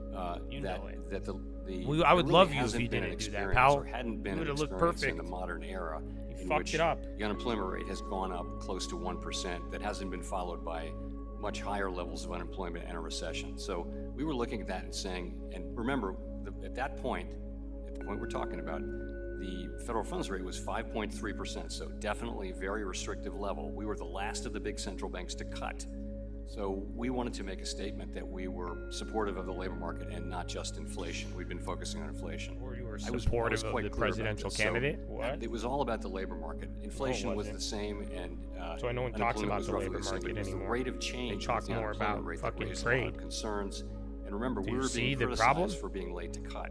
So we could have done 25. If we'd done 25 in July, we were criticized for not cutting in July. Instead, we cut 50 in September. And it seemed like the right thing to do. And at the end of the day, we do what we think is the right thing when we think it's the right thing to do. We don't take into consideration political factors. If we start doing that, I don't know where that stops. Once you start considering elections and stuff like that, where does it stop? Though. Yeah, so and I didn't want to insinuate that it had anything to do with the election itself, but there just seems to be some very similar numbers right now. And I'm wondering why you're not I don't doing bring this up anything. because I want to kind of make a point about did the Fed do the right thing or not. I bring it up because it seems like everything's in place right now to kind of do the same thing, make the same move. I know this morning already you've talked a little bit about where you were on inflation right now and kind of what you're watching, but is there any lesson there? I mean, are we in a position where it would be appropriate to do something as big as a 0.5% cut again? Well, as I said earlier, if you just look at the basic data and don't look at the forecast, you would say that we would have continued cutting. The difference, of course, is at this time, all forecasters are expecting pretty soon that some significant inflation will show up from tariffs. Now, and we can't just ignore that. But we're not. We're just saying let's wait and see more. That's all we're doing. And if you will have noticed, that's all we're doing. Just wait and see. Has written down rate cuts in the remaining price stability. Visa's on the low. And Boeing again. So it's just a question. Yeah, Visa is starting to dump again. You had MasterCard stablecoin shit today. They're still holding, and then Bobo. If we did, that would change things. We're going to continue to adapt as the data adapt. But that is the difference between then and now. Then, inflation was forecasted to continue to come down. Here it's forecasted to go up by all forecasters. So, and again, we're not overreacting to that. We're just saying, hey, as long as the economy's strong, we can take a little bit of a pause here. And that's what we're doing. And again, continue to adapt as the data comes in. If we see data that suggests that inflation's not going to produce big increases, that would matter. And if we saw the labor market weakening, that would matter too. But we don't see those things. What about supply chain? In 2020, that was a big issue, obviously related to COVID. But I know myself and other members, when we're in our districts and we're specifically talking to light manufacturing, there's concerns about the supply chain. Is that part of the data package that you review when you make a decision about where we're headed in the future? Very much so. I think that's one of the great, we'll call it a great thing, but one of the lessons to be taken from the last episode is supply chains really matter. We're watching that carefully. It's too soon to say really on that. We're not seeing it yet, but Gentleman's time has expired. Thank you, Chairman. Yield back. Thank you, Mr. Fitzgerald. The gentleman from New Jersey, Mr. Gottheimer, you're recognized for 5 minutes. Thank you, Mr. Chairman. Chairman Powell, as a member of the Intelligence Committee, I'm deeply concerned about the threat of Iranian cyber attacks on our financial system as retaliation for our strikes on their nuclear facilities. In its cybersecurity report last year, the Fed acknowledged that critical infrastructure, including financial services, is at risk with rising geopolitical tensions. Iran has a history of targeting American infrastructure companies and financial institutions and banks, which could obviously threaten and cause economic damage. What actions is the Fed taking now to monitor and defend against Iranian or proxy cyber threats targeting our country's financial institutions? So we're in touch with the other regulators and the parts of the government that work on cyber, as you know, and we're in touch with the banks to say, for people to be on the alert for on things Hinge like I that can, and also we're on the we alert. just saw it So earlier we're on that targeted first as well. pop. So I don't know what the you're right to volume's raise looking it. like or anything. It's a big issue, and Do you feel like you have the resources right now to be prepared for that? yes, I mean I think we do. We've Hinge is already above government volume. generally spends a lot on these things. So Hinge right now by the morning is already traded as much as every other day that it's been around.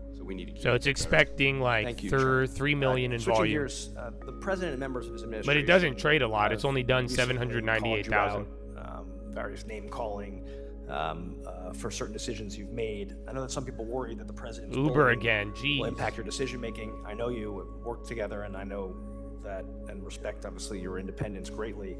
Anything you want to add and give you a chance to reiterate your independence to the American people?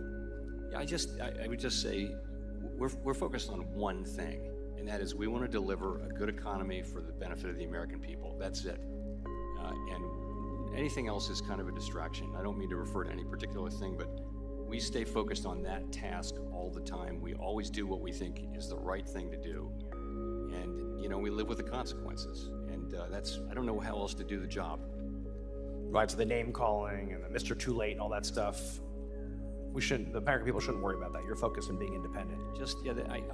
That's what I care about. I care about doing the job for the American people. The things we do matter a lot for people's lives, and that really concentrates the mind. You want to just stay focused on that task. As long as you're sitting in these chairs that we occupy, focus on that task, do what you think is the right thing, and take the consequences. Thank you, Mr. Chairman. You've previously stated that you view stablecoins as a form of money. Payment stablecoins are already being used for both retail and wholesale payments, as well as for settlement. Recently, this committee passed the Stablecoin Act and the Senate passed the Genius Act, both aiming to establish clear regulatory frameworks for fully reserved dollar-backed payment stablecoins. Given their design to maintain a stable value and be redeemable for U.S. dollars, should the SEC or other regulators explore treating these stablecoins as cash equivalents for accounting or financial reporting purposes? Let me say, I think it's a great thing that bills are moving. We need a stablecoin framework on that particular issue. I don't have a view for you. I can come back to you on that. I'd be grateful. Thank you. High rates have also caused, as we've discussed, the cost of paying off our nation's debt to skyrocket. The CBO estimates that interest payments will cost the U.S. $1 trillion in fiscal year 2026 and continue to rise to almost $1.8 trillion by FY 2035. In the morning? How do you see us when pre-market too. Debt at this rate? And as Or the U.S. that continues yesterday. to borrow, how does that impact your decision Good morning. to keep or cut rates? Obviously, foreign countries like Japan, who are significant buyers of our bonds, have started decreasing their purchases significantly. Other internal pressures worldwide are having that impact. Are you worried about this global issue? fiscal policy and it really is not our job, and it's not something we take into consideration in making monetary policy. That's really elected people's jobs. And I would add that, for some time now, the U.S. federal fiscal policy has been on an unsustainable path, and I'll limit myself to that. Last question. Last week you chose to keep rates steady, and families in our state, as you'll hear from a lot of people today, are really struggling with the higher cost of borrowing and putting off bigger purchases on things like cars and homes. As a result, their wallets being crushed by these price hikes and obviously the president's tariffs. What do you have to say to Jersey families who are struggling with higher costs? Biotech's on the high? How they should forecast themselves for their own families? We're committed to returning inflation sustainably to 2% and keeping it there in the long run. And what we're doing now is we had cut rates by 100 basis points, so they've come down quite a bit. And when the time is right, I expect that will continue, and that will depend on economic factors, in the coming months for starters.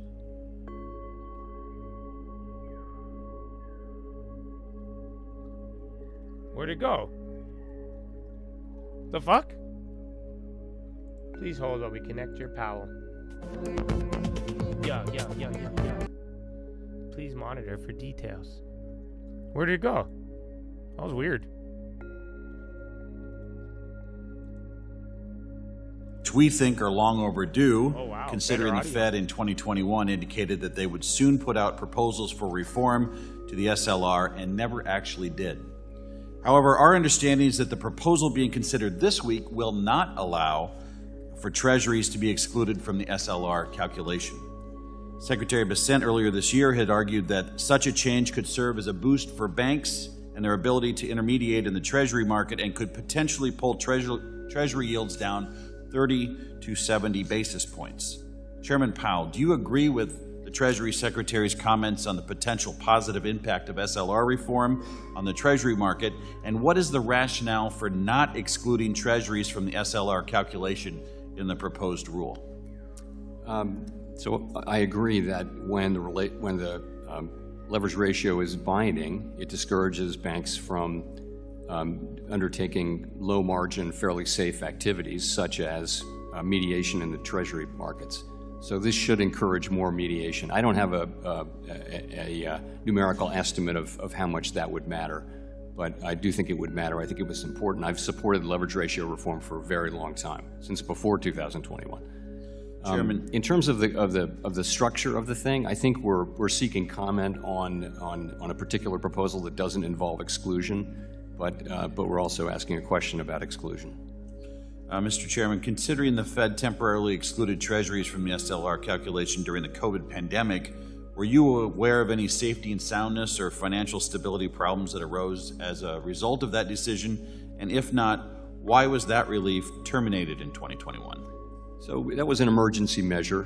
From the beginning and end, it was an emergency measure. I think, my long-held view is that we should have a permanent measure, and now we're going to. And we have an open board meeting on Wednesday afternoon, and after I finish my hearing on the Senate side, and I'm very much looking forward to putting this proposal out for comment. Thank you. In March, the Federal Reserve, together with the FDIC and the OCC, announced that they intend to issue a notice of proposed rulemaking to repeal the 2023 Community Reinvestment Act and replace it with the legacy CRA framework. Nearly 3 months have passed since this announcement. What is the status of this project? Well, we're going to do what we said we were going to do. It's just a question of execution, and I think you'll see that coming. This would be so Vice Chair Bowman has the job of sequencing these things, and that one's certainly coming. Do you intend to issue a proposal that will be a clean rescission and replacement of that rulemaking, or are you considering amendments to the legacy rule? I think it's EU readies retaliatory tariffs to secure better trade deal. We might, yeah. And then German Chancellor finally, I'd like to build off of what backs more Congressman muscular Steil approach asked ahead of previously July on the supervision talk of novel deadline. It's activities actually trade program. talks. Do you feel any So changes bad could be EU made to news. it to That's what just encourage came out. innovation, and do you anticipate Financial any Times. such changes to the program? I do, and I also think Governor Bowman, now Vice Chair Bowman, is someone who is actually deeply knowledgeable and experienced in supervision, and that hasn't really been the model. We've more had people who are experts on regulation. I think she brings a particular ability to move supervision in a healthy direction while also preserving safety and soundness, and that's what you mentioned is one of the dimensions in which I think that will be true. Thank you for your testimony today. I appreciate your service to the country, and with that, I yield back, Mr. Chairman. Thank you. Gentleman yields back. The chair recognizes the ranking member of our full committee, Mrs. Waters, for 5 minutes. Thank you very much, Mr. Chairman. Chair Powell, I appreciate that despite the repeated attacks by the you're president ripping bad and his EU cabinet news, and then you on also, right before personally, that, had a comment on you rate stood your cuts. ground and you But did you're just not continuing bow along, to baby. pressure from Yeah, Trump, Intel's popping. I just saw that on the hot especially ticker. given the current state of economic uncertainty due to his policies. Last week, the Fed held interest rates steady. Afterwards, you said that you and other experts continue to expect a meaningful amount of inflation due to Trump's tariffs. You said that it may take some time for the tariffs to work their way through the supply chain, but that you found, and I quote, many companies do expect to put some or all of the effect of tariffs through to the next person in the chain and ultimately to the consumer, quote, end quote. So while the president may try to claim other countries pay these tariffs, can you confirm that it is indeed consumers and businesses in the United States that will bear these costs? So it can be anybody from the exporter, the importer, the retailer, the manufacturer, or the consumer that winds up paying these tariffs. In the beginning, it will be the importer that pays the tariff, but ultimately it will be spread out among those 5, each of which will try very hard not to contribute, but in the end, the tariff will be paid, and all of the data suggests that at least some of that will fall, not all of it, but at least some of it will fall on consumers. Well, you indicated it may take some time for tariffs to work their way through the supply chain. Would you elaborate on this, including when is it that we can see negative impacts to inflation from Trump's tariff policy? So, the things that are being sold at retail now, they might have been put into inventory before the tariffs in February or March. So we think we should start to see this over the summer, in the June numbers and in the July numbers. And if we don't, I think we're learning here. If we see less pass-through, there aren't historical experiences older we can than me. consult. You don't need to learn this. So it may turn know out that what's the gonna pass-through is happen. less or more Stop the than cap. we think. And I think we're going to be learning. We'll get a number for She for said, June. at least, if the an prices inflation number don't for go June. up, We'll learn something then we'll get it for learn. July as After we go we through all the summer. forecasted We they'd should start already seeing this. remember And if we May don't, was I think supposed to we're- have empty we're shelves. perfectly It's now open the to end of idea that the June, pass-through and will now be they're less than telling we you think. look And if for so, the end of that'll matter August. for our policy. The fuck is this? Well, I've been talking with a lot of my constituents about these tariffs, and the question that comes up is now, This is literally this like reverse going to only transitory. hurt It's very odd. maybe the big businesses? What about our small And then they're about to business drop people? the spending What about bill. the people that Maybe we buy that's what goods they're and waiting for, services but from every it's day not going to be a in our result of communities? tariffs. It'll Is be a this gonna result of hurt big business as 1.7 well trillion a as year. small business?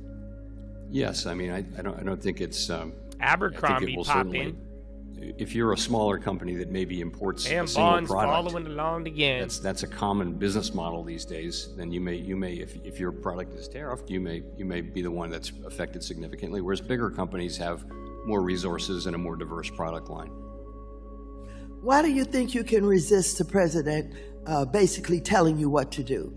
What gives you that Business authority? owner, old inventory. I don't think and about prices. it that way at all. Didn't I think you I have a expect that job to I'm happen in sworn to May? do, And then why in the last all I 2 think of months is did you how not much add people rely on us to inventory get it right. while all tariffs It really were halted? matters that we get it right. That's And the that real question. Concentrates one's But mind. like I'm And saying, so that's what we I'm think not about going to it. We stand think for the about fear what's the mongering right thing. that You they've know, been saying since I have November. all I want to do. We were supposed to run in out of what's items left in of my May, time at the and Fed prices were is supposed have to the economy skyrocket be by now. strong and have inflation be under control, have a solid labor market. I want to turn it over to my successor in that condition. Of course, that's what keeps me up at night, is to do that. And that's what I think about. That's the only thing I think about. So how are you protected? By law, by Constitution? Google. Where does your authority come from? I think, I've covered all that. I do think we're fully protected, and again, I don't think about that anymore. What I think about is let's just do our jobs, and that's what we do. We don't talk about those issues at all, and all we do is do our jobs as best we can. And it's not an easy job, but it's one we've willingly taken on, and very important that we remain focused just on the job and not on other things. Thank you very much. I yield back. New prices, the gentleman yields but back. nothing's happened. The chair recognizes so you can make the your gentleman from orders New York, today, Vice and Chair for whoever's choosing to Communications, Mr. charge you Lawler, you're more recognized money, and for if you 5 accept minutes. it, that's Thank you, you Mr. are. Chairman. But right now, there's no tariffs. Chairman Powell. So any of your suppliers as recently trying to as yesterday, upcharge you, Fed Governor that is a Bowman relationship. indicated that if inflation pressures remain contained, the Fed should consider lowering rates, and said she is open to a rate cut in July. Governor Waller said very much the same. Do you believe that we are in a position literally in the last 3 months, the only people who got clapped, it was the people who fell for the propaganda. I would say this. It was the I people think, choosing to ship while China had the duties if it turns and all out of that that. inflation pressures do remain contained, like I said, I would and we make will your get to a place wholesalers, where I'd we make cut them rates pay for it if sooner they're trying rather to than charge later, you, but because I right wouldn't wanna now say- I wouldn't there wanna is zero point to tariffs. a particular That's meeting. like it's just I not. don't think we There's need a to be in any pause. rush This because is when the you're economy is supposed to still front strong. load it all. The labor and market that's is why strong. it's like If we anybody were to trying see to the charge labor you market, more, meaningfully that is their decision. weaken in a And way that that is was your decision concerning, to accept it. that would matter for that So decision. I would look for other And if we suppliers see or a different inflation, relationship if that was the case. continuing But not to move you up, only we have hadn't 2 expected weeks. This is inflation what to move people up should have much. prepared for. We do expect it to move. Worst case, in if the you summer, really and if we worried see in it the last 3 not months, happening in the other, we'll learn from that. I'm still genuinely. The September I'm 2018 one-time Teal price book suggested that the Fed, seeing through tariffs' inflationary effects, is an appropriate response so long as inflation expectations are firmly anchored and that the pass-through costs are relatively short-lived. Would you agree that this assessment from the Teal book still applies to today? I would. Those are the exact factors that we cite when we talk about this situation. Plus the size of the tariffs. Right. So let's assess the current economic situation. The Monetary Policy Report states that longer-run inflation expectations, quote, continue to be broadly consistent with that was a popper 2% inflation, unquote. And a Harvard study argued that despite the relatively quick price responses to tariff announcements, the overall magnitude of these changes remains modest. So if these conditions hold, is it not unreasonable to think that underlying inflation trends that EU should headline, that's continue what its gave us path this towards volatility 2%? here. That's certainly a very defensible position. I think what others on the committee think, and what I think, is that this is a question we need to be careful with because it's different than it was in 2018. The difference is that we haven't had 2% inflation. In 2018, we hadn't had an inflation as high as 2% for a decade anymore. Right. This is a different situation. We haven't fully restored price stability, and another shock. We have to be careful. If there's a meaningfully large and sustained inflation shock, we have to be careful about that. And so I agree, but why? I Let's think we're just just be trying real, to be you careful guys. and cautious. That's what I'm saying. I agree with him 100% in that fact. Like, this is different than 2018. You already have inflation. You're going to be more vulnerable. But the thing, if you guys haven't realized, the part that I'm getting bothered at is everybody in the media, the government, Powell, everybody, they're all trying to say it's tariffs. Once again, it's not fucking tariffs. It is going to be the Donald Trump spending bill. That's what should worry you about second wave, third wave inflation.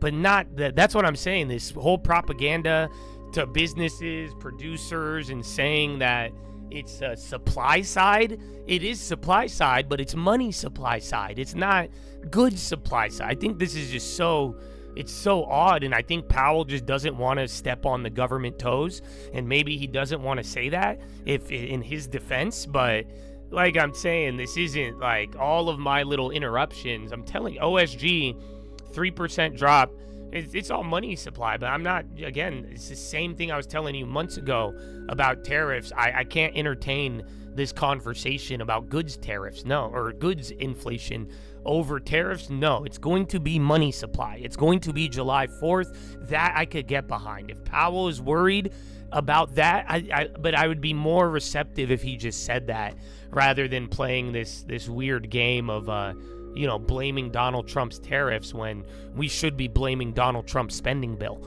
So yeah, there you have it. But they all get paid off the spending bill. That's why they don't want to say it, Republicans and Democrats. 4 of them Let's say be real, that salt. the policy rate is in the right range, and the other one calls for a hike. Right. Just for the record. Well, back in the beginning of the Biden administration, okay, when we talk about inflation, they increased federal spending by $2.5 trillion each year. $5 trillion in new spending. That's what gave us inflation, by printing all of this new money and borrowing, and yet you did not respond to that by raising rates. In fact, you were late to now raise we're talking. rates. And now, again, we see Now a we're situation talking. where Gentleman's time you are is late. Oh, come on! That is the challenge here. You save it to the end and then you fucking Chair shot recognizes the clock it? gentleman from Georgia, Mr. Scott. Stupid fucks. Thank you, Chairman. This is exactly Chairman what I was Powell. just telling. I want to hear money supply. To the Tell me best what they're of your doing with knowledge, money supply has in the Fed, President and then Trump fucking time's put up. forward a coherent Are you kidding me? tariff policy? Is that your opinion? Now we got That this is not guy a on half judgment, speed. This for is me bullshit. to make or to discuss. Fuck. I can't believe they did that. Well, what do you think? Right when he said what I wanted, and they're like, time's up. No comment on the president's words or the president's Does policy. the president, in your opinion, does he have a coherent tariff policy? You ought to have an opinion on that. You run our economy. This is your bailiwick. Do you think he's got a good policy? Answer me. I would never comment on the president of the United States in that way. All right. Do you think? What do you think our policy should be? We play no role in either establishing or commenting on tariff policy or fiscal policy, for that matter. Yeah, Not our fiscal business. policy We have a is what you care specific about. mandate. We try to stick to it. Let me tell you something, Chairman.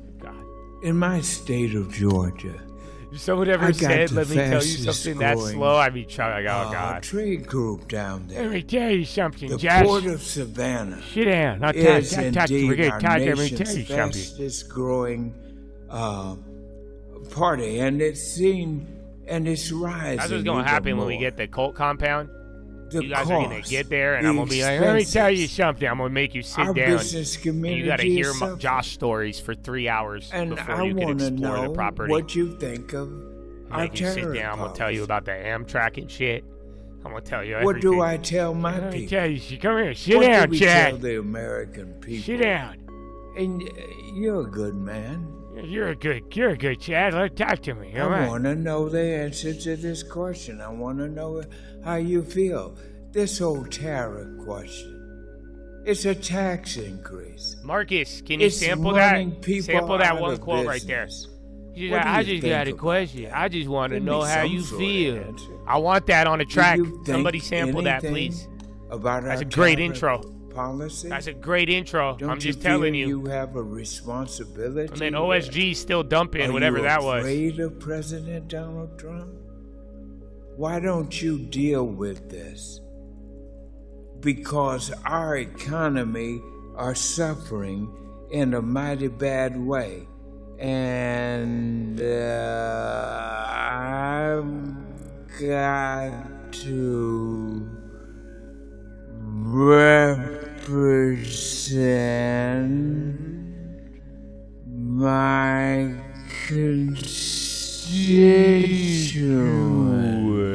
constituency.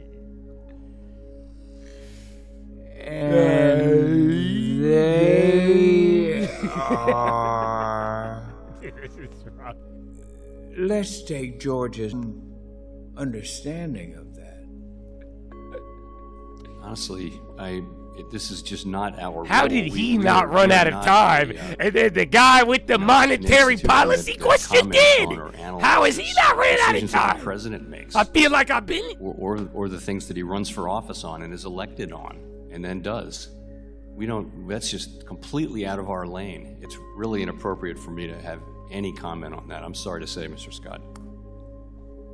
Nike on the low. Baba running. We're having these regional disruptions. This is Our full speed, you economy guys. This is not slow down. Bad way. And I want to see you and the president.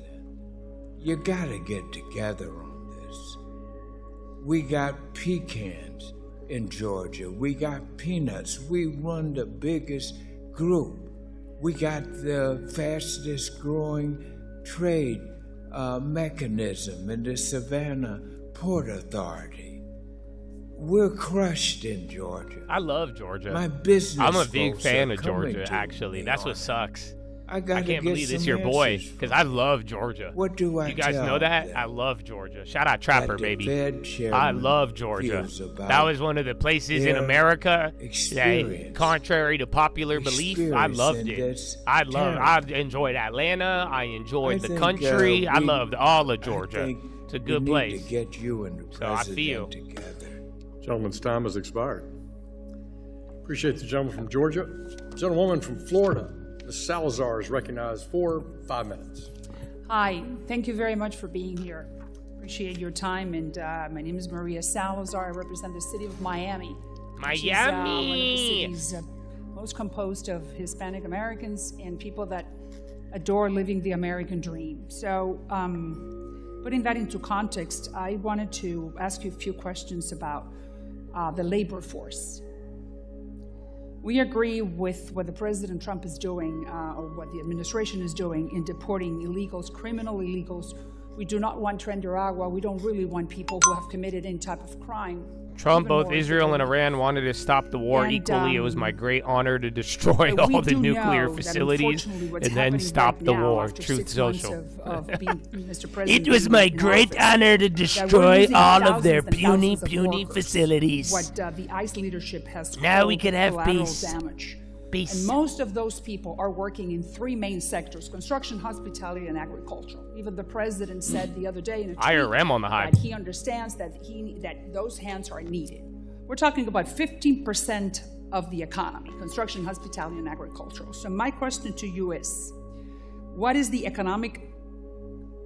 growth effect on the economy if this type of removal of people, of hands being removed from those 3 It would be main bad, top but objectively, in reality, Donald Trump has immigration's another deported area less where people nobody so put us far in than charge. Joe We're Biden, not, Clinton, Obama, Congressional Budget Office and George other Bush. agencies can So, make yeah. assessments like that. I don't know why. You know, It's weird. our, And then he even said we he's do willing have a to role keep the farmers. maximize employment. So we take some people are immigration disappointed policy in as Donald just- Trump's we take it as it deportation comes. efforts What so it's far. obviously done is it's really reduced the amount of growth in the labor pre-approved? force. Let's go, baby. And so at the same time, demand for workers has been Amen. coming down as well because they've been Let me coming just down at go about the one same. drop at a time. Reduce the growth. Why Starbucks don't we now talk on a the little bit low, more? weren't they Because up? We want to Or am I continue growing. tripping? We're the number 1 economy in the world. We need to Oh, continue yeah, growing. Starbucks So flipped. you're saying that what's affecting the growth? Well, there are 2 things that affect growth. One is growth in the labor force, more people working, and the other thing is productivity. How much do they produce per hour worked? And when you significantly slow the growth of the labor force, you will slow the growth of the economy. But I think again, it's not for us to have a view on immigration policy. Oh, no, I can just understand. It report was that. just my comments, but you do agree that if we don't have those hands, then we don't grow. I think that growth will slow, and actually is slowing this year, and that's one of the reasons. Well, we don't like that. Google. So now let's talk about of the next 10 years. You just said growth slowing. 2025 to 2035. Americans are And not Uber having on the high. enough kids. So that means that we need other people, right? So over the next decade, based on the current trends that I just explained to you and that you just reiterated, will there be enough workers to fulfill the labor needs of our economy between 2025 and 2035? I think labor economists do observe the phenomenon you're talking about, which is demand for labor going to be met by the domestic population, the native-born population? And the answer appears to be probably not over the next 10 years. And then what about if we do not have that labor force over the next 10 years? What happens? So many things will happen. You can see a big increase in productivity, which would mean we don't need as many workers. For example, artificial intelligence could be implemented in a way that creates widespread productivity gains. I wouldn't count on that, but it's a possibility. You would not? You would not count on that? I wouldn't count on it. You would not? No, I mean, I think Why there'll not? be gains because with productivity enhancing things, they typically take longer to be implemented, and then it takes a while for the gains to be shown. I think in the case of artificial intelligence, those gains are coming, but they may take longer or be less in the beginning than expected. And during the time that those changes happen, then what happens? Our economy doesn't grow. Is that what you're saying? Yes, but I mean, those who make immigration policy are entitled to weigh these factors. We I can hear report you. on what happens, but it's really not our job. I understand it's not. I just want to hear what you're thinking, what's your expertise based on those immigration laws that we're implementing right now. The last one, because I only have 30 seconds. Do you think that with I did everything another that we high. have Home talked builders about, back on the high do you as think well. that we can continue remaining, or the United States economy can continue being the #1 economy in the world, and that we could compete if we were to have the immigration laws that we have right now? I think you could have, the highest per capita earnings, but if you're talking about the aggregate output, then, population growth may be a constraint. And which one of the two is more important? Gentleman's time has expired. Good question. Oh, you can, I think he... Gentlewoman's time has expired. He's like, come on, answer it. Let me turn to the ranking member of the House Intelligence. We'll see. Committee, Anything Mr. above Hines, here, for you got 5 minutes. one or two more levels. Thank It's been you, slowing Mr. down, but- Chairman, and Yes, welcome, kind of Chairman big- Powell. Big point. Let me start by thanking you for your careful keeping in your lane and steering clear of fiscal policy, and in particular for your stalwart defense of independent monetary policy. You're getting pressure from very powerful places and lots of kibitzing from lots of members on the interest rate question. 50-80, so yeah, 50-82 to most know better 50-87, you that guys. our And independent then after monetary that, it's like policy is the very 50-91, bedrock of our 50-99, and economy. then So thank you for that. 50-100. Mr. Chairman, I want to talk just a little bit about some of the technical matters associated with energy prices and inflation, because obviously turmoil in the Middle East has sent oil prices swinging wildly, with West Texas Intermediate in the last month or so being anywhere between $61 and $75 a barrel. We recently saw the Iranian parliament vote to close the Strait of Hormuz, which currently handles around 20 million barrels a day, a fifth of global demand, and a little bit more in terms of natural gas. Chair Powell, you said last week that conflict in the Middle East in the 1970s resulted in very large inflation shocks. In contrast to the 1970s, today the United States does not import most of its energy. Yeah, and in the we call ourselves 1970s, energy Iran's self-sufficient regime on fell. a net basis. Don't But I forget hear the about argument that. made that I think is wrong, that because we're energy self-sufficient, somehow we are insulated from global energy market prices. Can you comment on that? Is there any validity to the notion that we are not, American consumers of energy are not subject to global swings in energy prices? Yeah, so the price of oil is set globally, right? And I think if you go back a few years, the thought was that when the global, we had a natural shock absorber, which is that we would just drill more. And that we would, if prices went up, we would drill more, and so you wouldn't have these sustained price shocks that we had during the 1970s and the original OPEC era. I think that is actually in question now because, the oil industry in the U.S. is being much more careful and focused on return on investment than they were, having been burned with overcapacity. Right, and I mean, yeah, in the long run, you can invest in additional extraction technologies, but this does not respond to day-to-day spot prices. So not quickly. The point I'm trying to make is that the conflict in the Middle East, if it resulted in $120 barrel oil, which is where oil was in 2022, that would have a fairly substantial inflationary impact on the American household. Is that correct? We would certainly feel that, and as we've discussed earlier, there's a lot of lore around looking through oil price shocks, but that depends on the facts and circumstances. What, as a technical matter, we this is why tend to we were refer to tripping out about CPI, which oil. is a basket of saying, goods. you and we above measure 100 the oil, price you worry about changes. inflation. Roughly speaking, what percentage of that basket is comprised of energy? I don't have that on the top of my head. It's much less than it was, of course.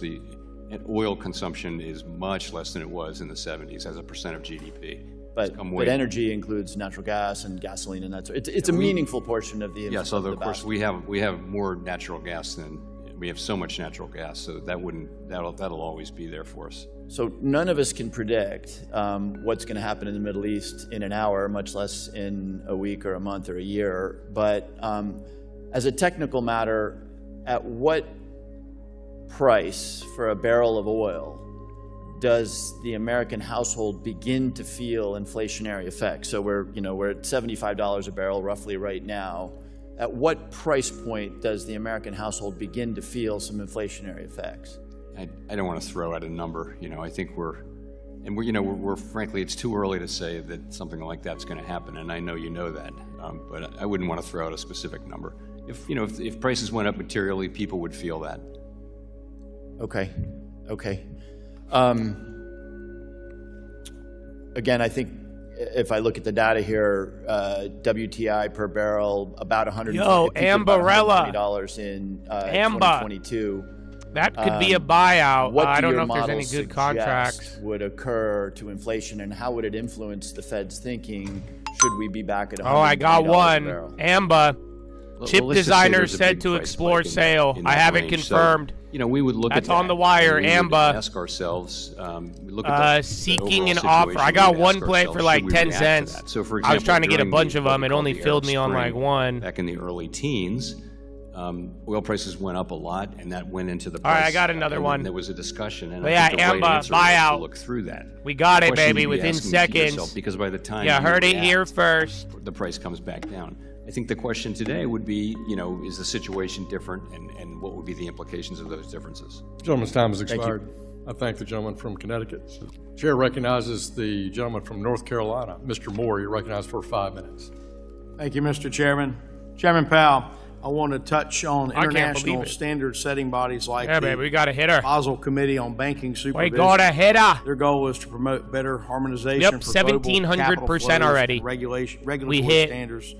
But the Biden administration's implementation of Basel III endgame you have to grab it in the first minute or two. You could still go for them. I don't know where it's going to end up, but the first set of plays already did That's it. why both Democrats and Republicans shot down former Vice Chair Michael Barr's proposal, which made capital less acceptable and put U.S. firms and businesses at a global disadvantage. Do you agree that the United States should only implement You just saw it. international So I just standards saw it in on a the way high that is ticker. consistent with I our knew it own was domestic above legal average and move, and I regulatory just went straight to the option I chain, do. and then I I took all the appreciate contracts Federal that Reserve's didn't announcement glitch yet. yesterday to end the use of I was trying to get a reputational lot, risk but it only filled during me on banking whatever was available. examinations. So I only walked away with a couple, The supervisory but practice was used as a 1,700%. tool to pressure banks to refrain from offering financial services to politically disfavored individuals or industries. What further steps is the Federal Reserve taking to help usher in these changes, such as ending examination practices that informally encourage banks to close certain accounts without written justification? So we're developing, I should say Vice Chair Bowman is developing a range of policies that will help in that area, and I should let her speak to it. But as you know, we've eliminated reputation risk largely in a thoughtful way from those things. I think we became more aware of that problem over the course of last year, and like the other agencies, decided to move away from that. We're very conscious of the fact that we shouldn't be telling banks who they can lend to that that's man. a I bought decision for them in Ethereum the at private like sector. $8.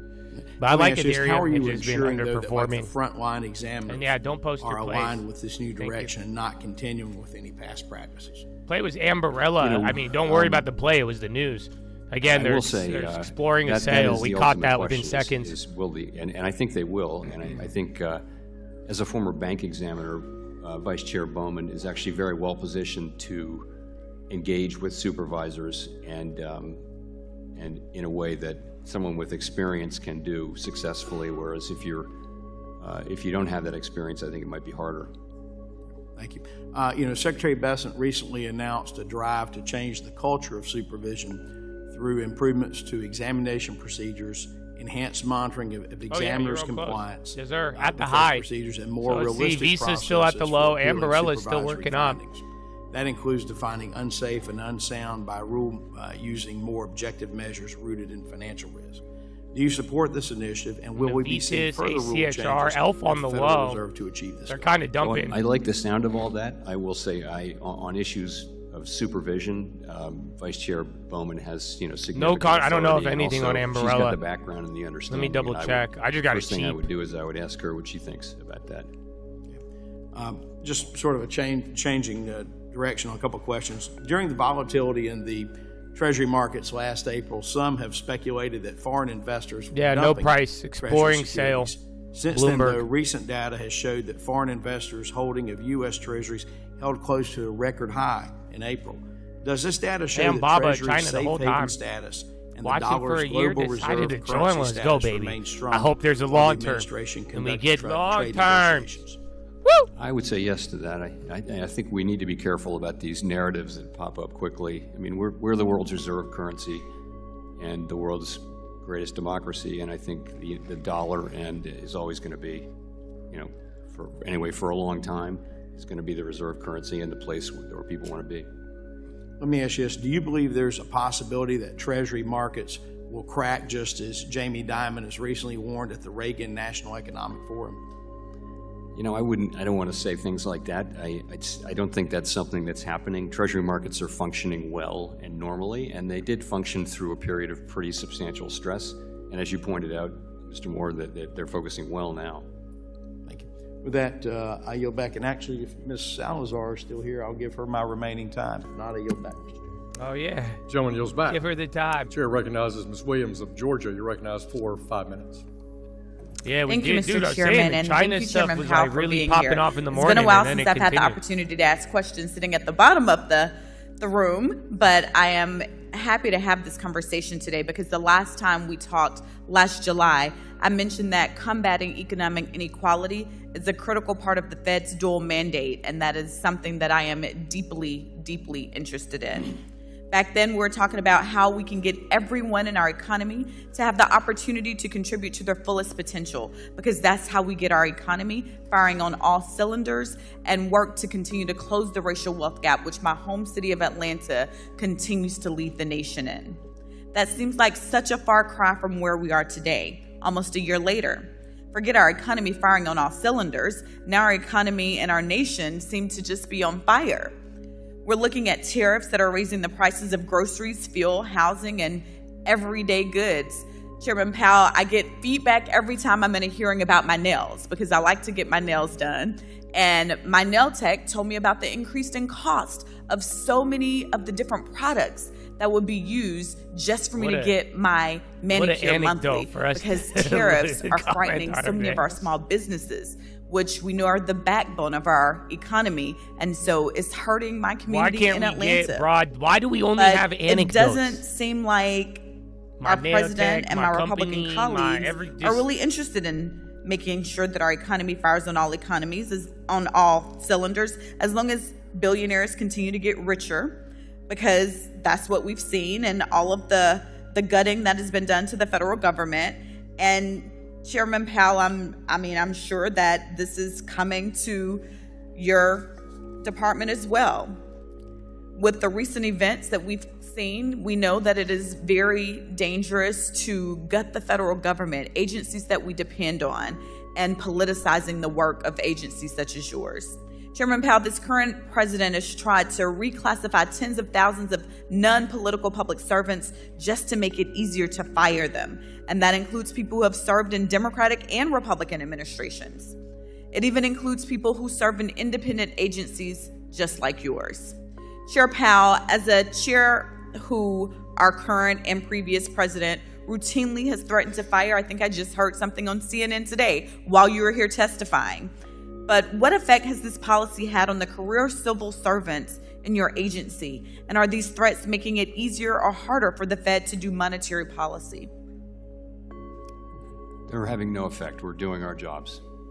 You're doing your jobs. I appreciate you doing your job, even when it might not be easy. It is important to tune out the things that you hear on the media, because I hear it every day representing a district that has a lot of federal employees, a lot of people who work at your agency. I hear from people all the time.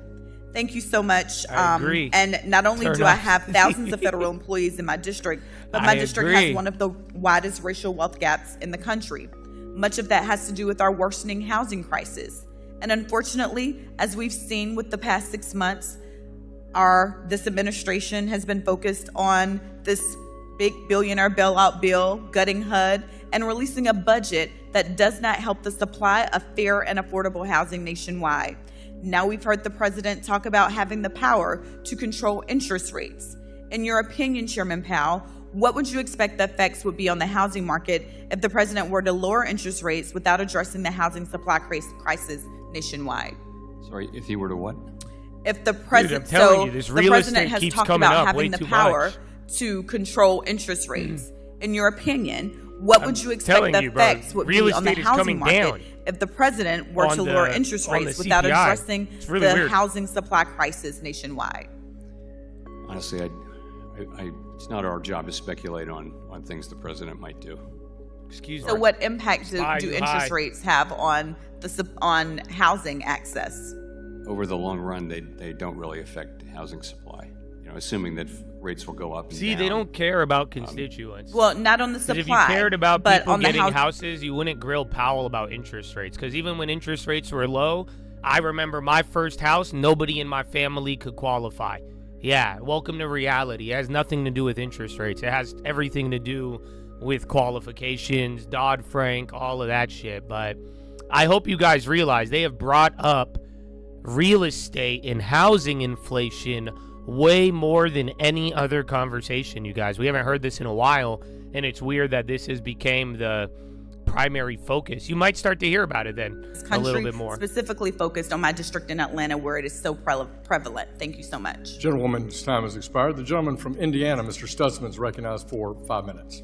Thank you, Mr. Chairman. And Chairman Powell, great to see you. And they are building the narrative. Again, as I mentioned to you because before. Because housing inflation is coming down on the CPI. And that makes up a big portion of it. That's why, because guess what's going to happen? Lane necessarily, but literally, you could have housing inflation, rents come down, and then you get that one-time little rise in inflation.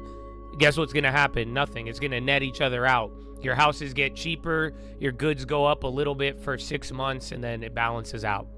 But now they're all going after housing. But it's really weird. Being beat up on everybody was quiet about housing for a very long time. But I want to speak specifically to one particular individual, Grant Cardone. He made some pretty strong remarks about Grant Cardone, your policy when it comes to the housing industry.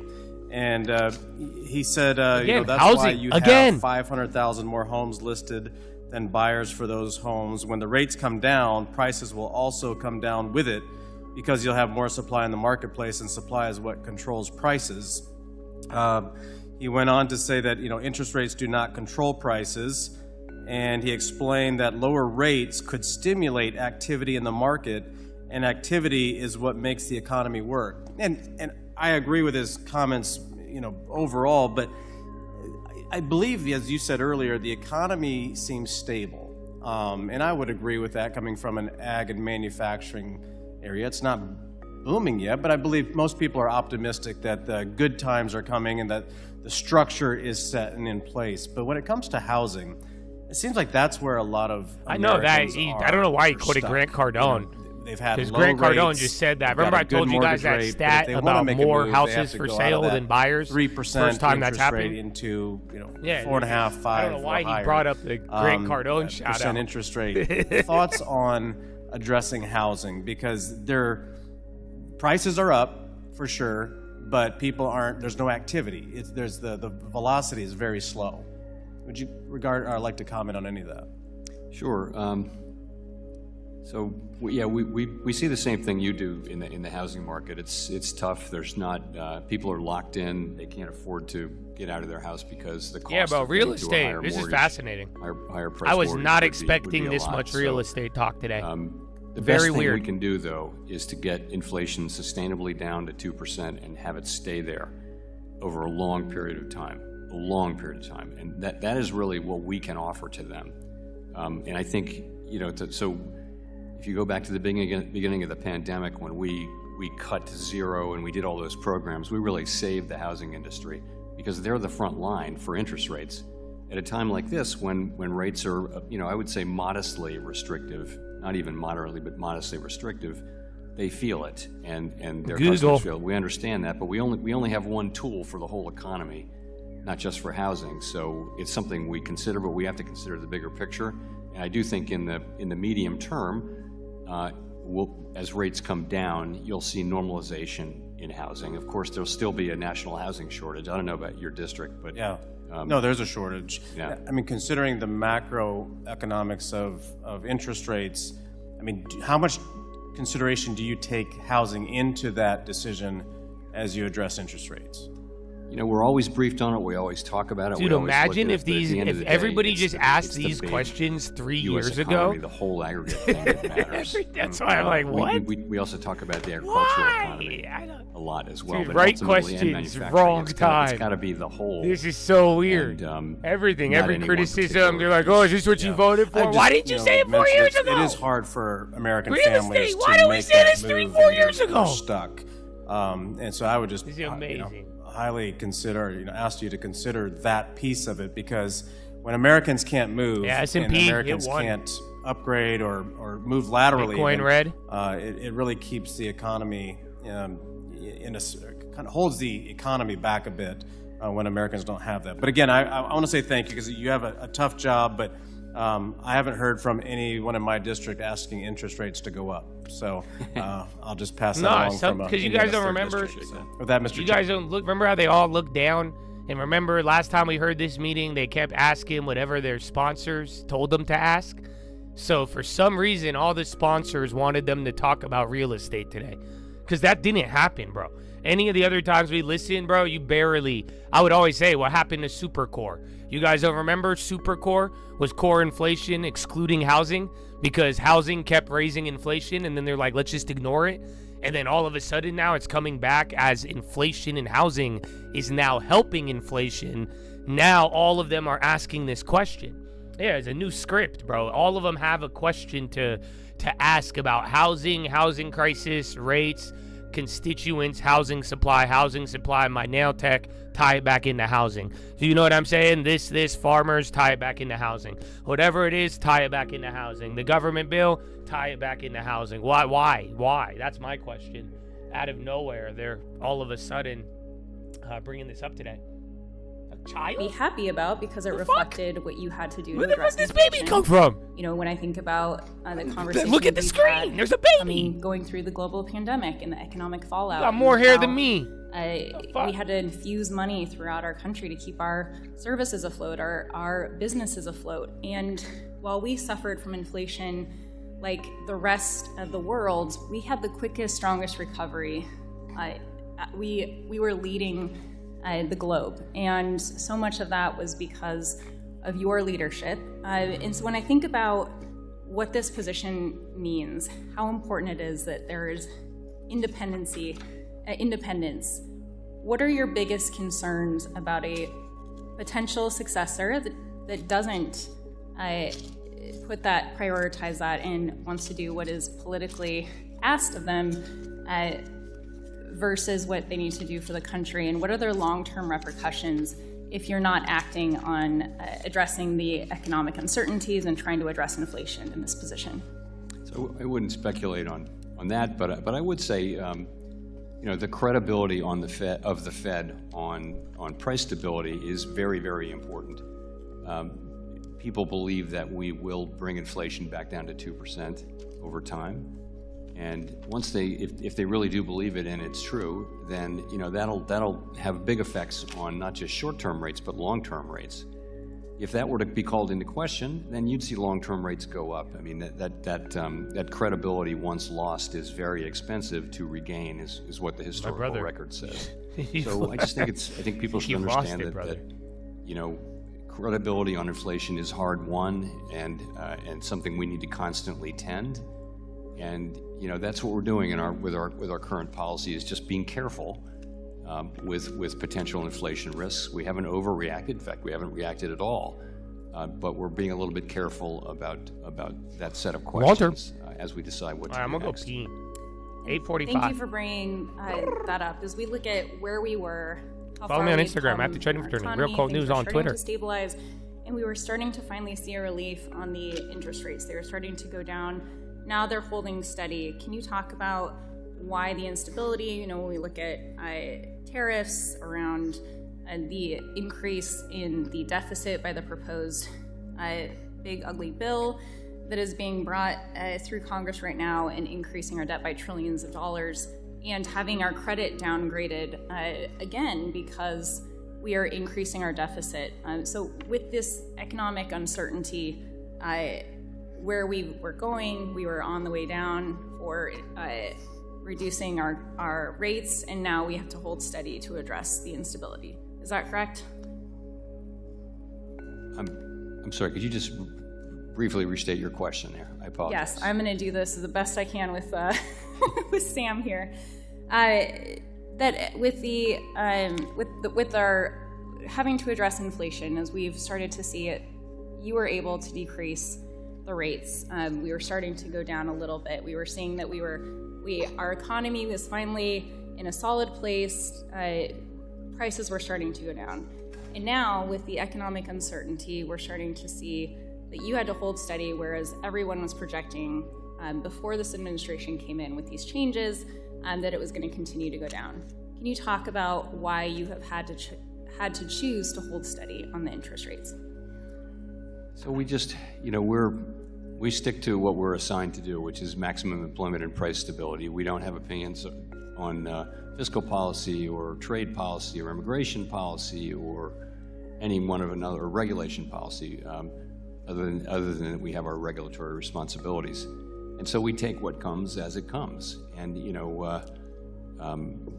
elected politicians do what they do, and we don't criticize that. We don't have opinions about Gentleman's time has expired, and the gentleladies.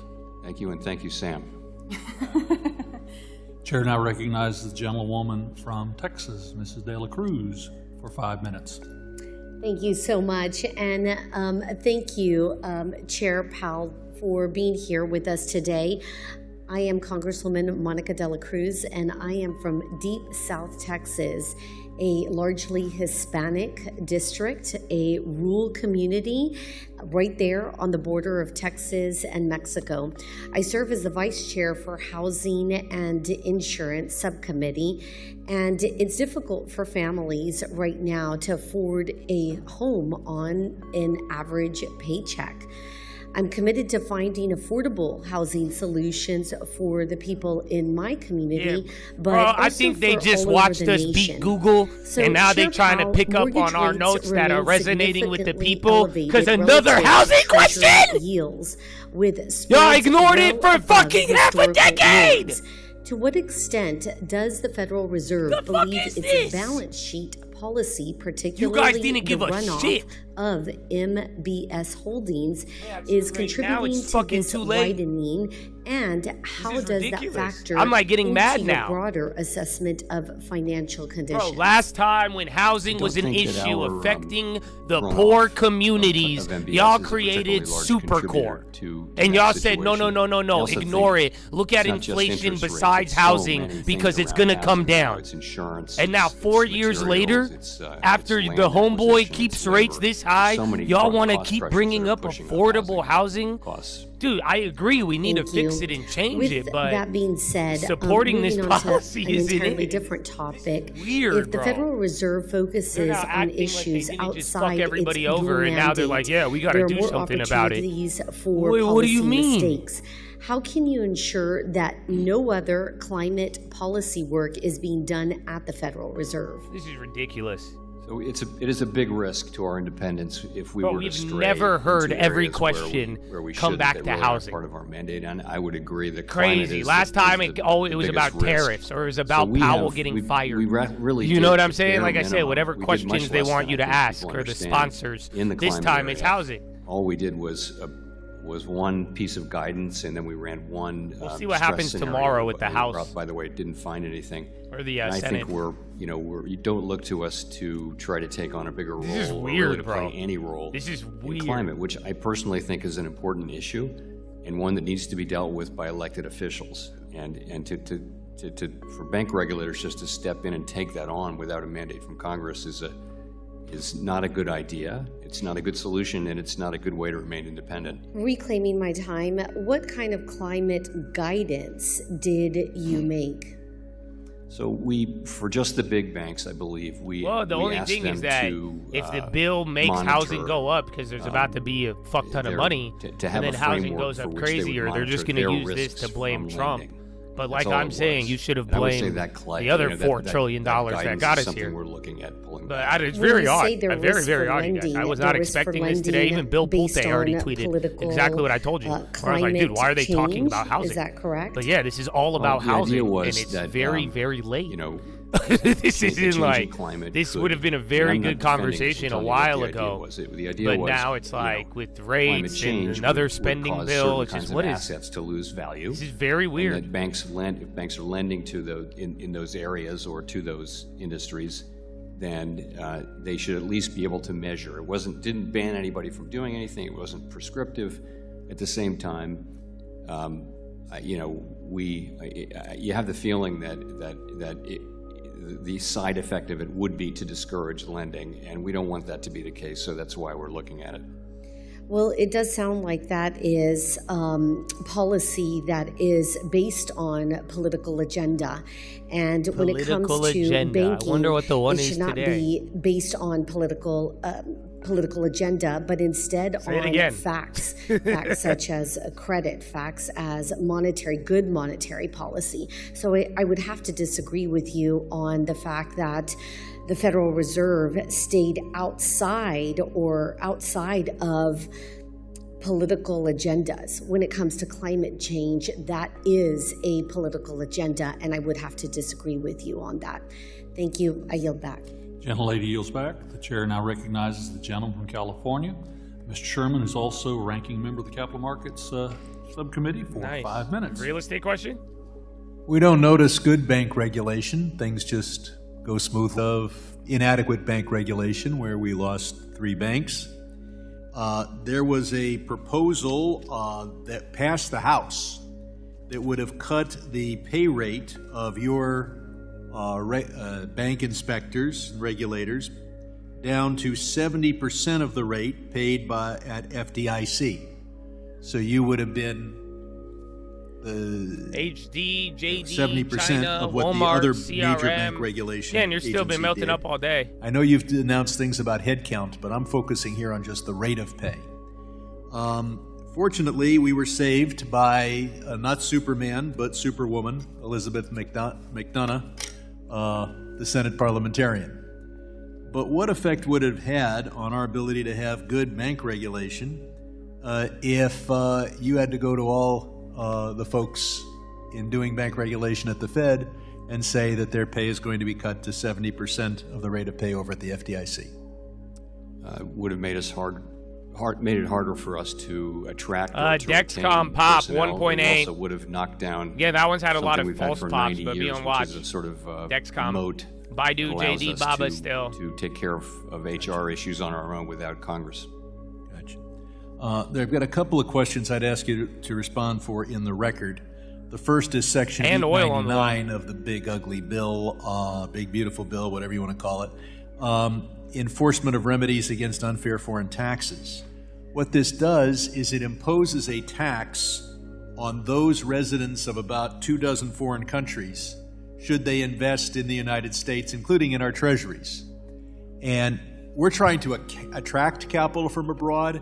This is to push out capital abroad. And it doesn't affect China. It just affects 24 of our friends, particularly in Europe. The other thing I'd like you to respond for is the record is the tariffs and the effect that has not only on the inflation rate, but therefore on interest rates. Dexcom and And at your press conference, you said increases in tariffs this year are likely to push up prices and weigh on economic activity. And I'd certainly like to know more about that. Yeah, Dexcom is a diabetes device.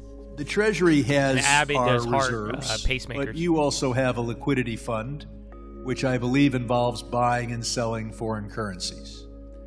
And so that begs the question whether if you're allowed to buy the euro, whether you're allowed to buy cryptocurrencies. And of course, the president has said that some agency of the federal government should have a strategic crypto reserve.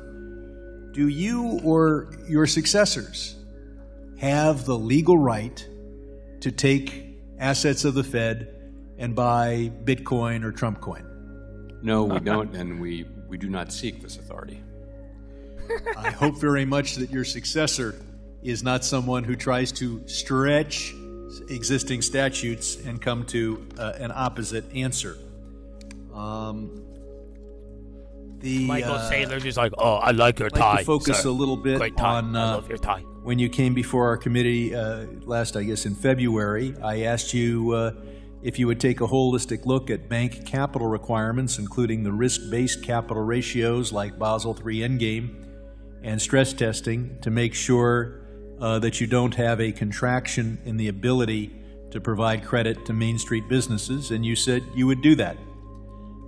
So my question this time is, how does the Fed plan to sequence the various capital requirement reform proposals that we expect to see in the coming months?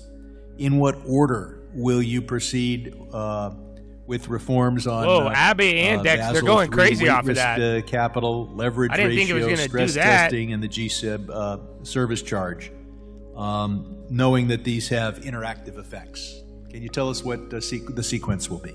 So I really do. This is the heart of what the Vice Chair for Supervision is assigned to do, is to bring proposals Yo, bro, to the Abbott's board. in health, I all of read that XLV. as That's giving her 4% now she's the on one Dexcom. who That was will only decide 1% that sequencing. earlier. You're right there. There are many things, and it's really up to her to decide what's the timing, what's the priority. And I don't actually know exactly what she's only been confirmed for a couple of weeks, so we're just getting going. With you as the head of the agency, even if she is supposed to decide the sequencing, that your agency would tell us what the sequencing is going to be, and understand how important it is for people to know what the order those various regulations will have. And I yield back. Gentleman yields back. The chair now recognizes the gentleman from Iowa, Mr. Nunn, for 5 minutes. Well, thank you, Mr. Chairman, and thank you, Chairman Powell, for joining us again here. We have a saying, Iowa is nice, kind of boring. We want our Fed chairman to be just the same, and you're doing a great job at that. We appreciate it. Thank you. Nothing against boring. We like that too. Look, you have a lot of great staff that come from Iowa as well. I appreciate you having them on your team. We also want to recognize the fact that, folks in Iowa are still feeling the challenges of the last 4 years. We're middle America. It is the heartland of the country, but it also means that impacts that change things on the coast don't always get felt the same way in the Midwest. And so as a result, folks are stretching every dollar as they face everything from higher grocery prices, eggs, to trying to buy just that first car, or even maybe that first home. And interest rates to them matter as they do everywhere else, but they're even more. Now, I will offer, the president has made great strides in making progress for Iowa families, and wage growth is moderating nationwide. Many Iowans still feel, though, that inflation spikes impact them. And with the president focused on rebuilding the middle class, I'd like to talk a little bit about how the Fed ensures that this heart of the heartland can feel the benefits of a soft landing as you've laid out. Oh, you're asking me how you will feel the benefits of the well, I would think pretty open-ended question. So I think our goal is to keep the economy strong, the labor market strong, and price stability fully restored. So that's really what we can provide, is a long period of stable prices, and we define that as Chairman Greenspan used to, which is people can make economic decisions in their families and their jobs. They don't have to think about inflation. Then RFK positive we're comments getting back on devices. Closer to that place, but we're not quite there yet. That's the main thing we can now do, and once we restore price stability, very soundly, that gives us the ability to react more strongly to downturns in the economy without having to worry about inflation. And so that's we have limited scope, but those are two very, very important things that we can deliver that benefit all families. I would agree. So I guess I would also like to focus here on the short term. The Fed Reserve has slightly lower rates to ease borrowing costs for rural communities, and long-term trade negotiations strengthen our global position. Would you agree that the agricultural sector in particular is vulnerable to both interest rates and recognize international markets And how would the Fed evaluate the unintended consequences of policy on commodity-dependent economies in a state like Iowa? So we have a number of this one wasn't about real estate, but I'm waiting. Bank presidents represent districts which have extensive agricultural operations and families and farms. And so we hear from them kind of all the time, but we hear from them in great detail around every FOMC meeting. And we understand that times, pretty challenging right now in the agricultural sector. We take that into account. Ultimately, we're responsible for the aggregate level of the economy and for keeping inflation under control and maximum employment. But we do very much think about and take into consideration the agricultural sector and the people in it. We appreciate that evaluation. I know there are farmers back home as well as, our bankers who value that because they're the ones providing the capital for it. I want to talk a little bit on the national security side as the vice chair of NATSEC here. If foreign actors begin weaponizing treasury sales or dollar reserves, what tools does the Fed have to help preserve financial stability and the dollar's status as a reserve currency within the world? Essentially what makes us the reserve currency is a few things. It is our great democratic institutions. It is that we have open capital markets, very open capital markets, and it is that we have price stability and the rule of law. Those are the things that make you the reserve currency, and you can keep that status as long as you maintain those things. Of those things, the thing that we contribute is price stability over the long run. So people who want to invest in or use the dollar, they can be confident in the value of the dollar over time, that it won't fluctuate wildly or decline in ways that, and so that's our role. Really, Treasury is responsible for stewardship of the dollar, but we have that role to play as well. Very good. In the brief time that I have left here, I just came back from a trip to Saudi and the Arab states.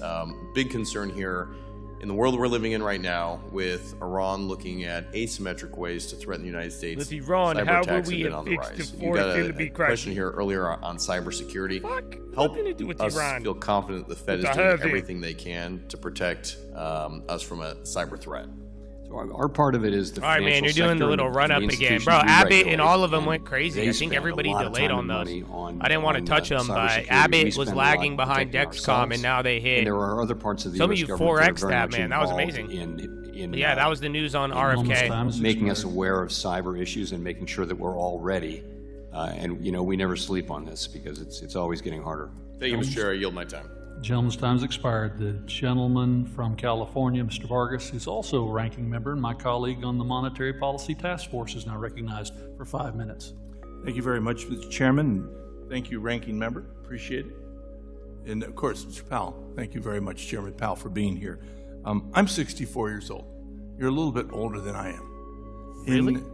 In my lifetime, I know what the most dramatic economic event is, at least that I believe. In your lifetime, what do you think is the most dramatic economic event that you lived through? As a country, as a world? So as an adult, I would say the global financial crisis and the pandemic. No, just one. You get to pick one. Big events. Sorry? You get to pick one. You pick two, just one. I would say there's a third, which would be the great inflation. So I'm going the wrong way here. You're going the wrong way. Yeah, just pick one. I'd say the global financial crisis was, in a lot of ways, scarier than the pandemic. For me. Yeah, it's interesting because both of them were ones that I lived through too, and I have to tell you, the most dramatic for me was the pandemic. Because you're a bitch. In so many ways. I'd never seen anything like it, where everything closed down. I remember flying here from San Diego, where I live, on a 737, and there were 4 passengers. There were 4 of us on the plane. Of course, some idiot sits right next to me. I tell you, what are you doing? You stupid, move away. But anyway. Guy making us look bad.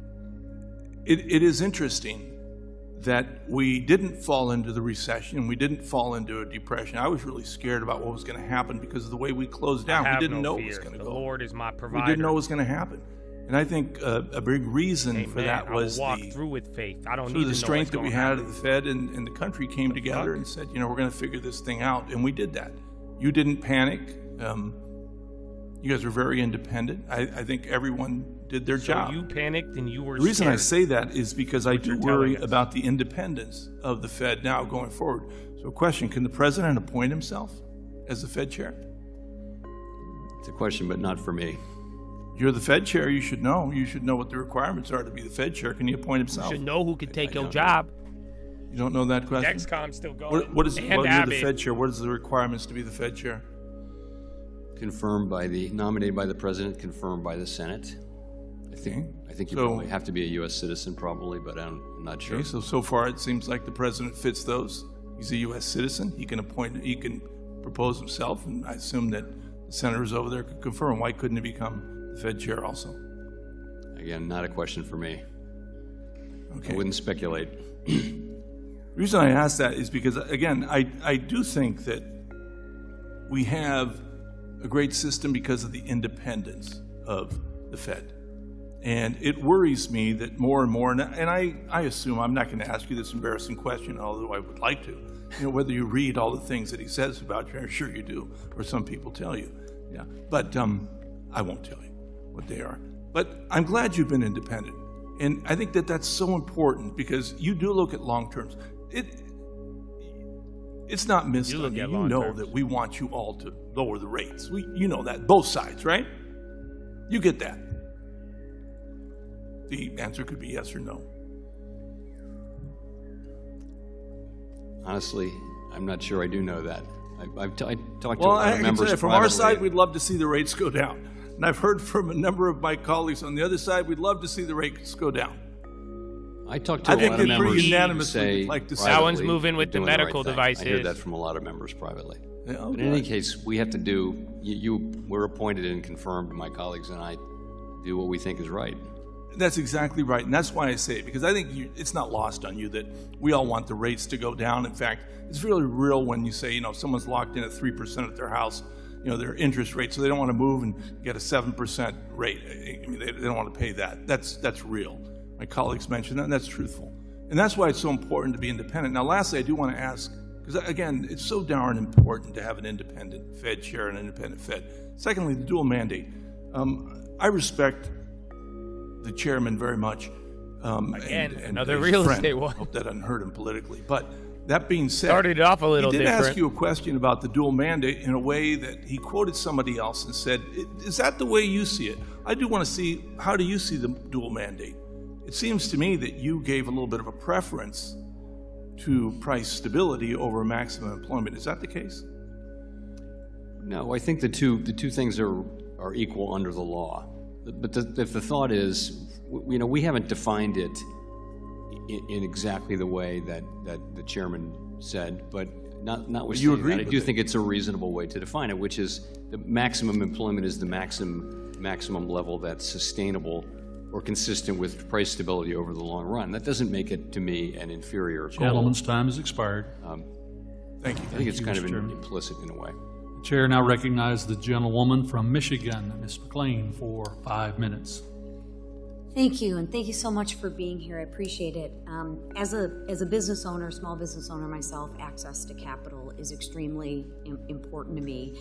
So I want to talk a little bit about the Fed's balance sheet and just get a better understanding of how we're thinking about it. I mean, some experts say that the Fed's balance sheet, or large balance sheet, is distorting the markets and keeping long-term rates, let's say, too low. Also, I think it limits the access to capital, right? Historically, if I'm accurate, the balance sheet's been about $4 trillion. Prior to the pandemic, then we raised it, almost doubled it to about $9 trillion, and now it's on a kind of a downward trajectory to about 7.2, again, if my math is right. Do you think we're on the right track in shrinking this balance sheet? I do, yes. I'm trying to get a sense of what the landing spot, in your opinion, should be. Do you think we'll get back to the $4 trillion? No.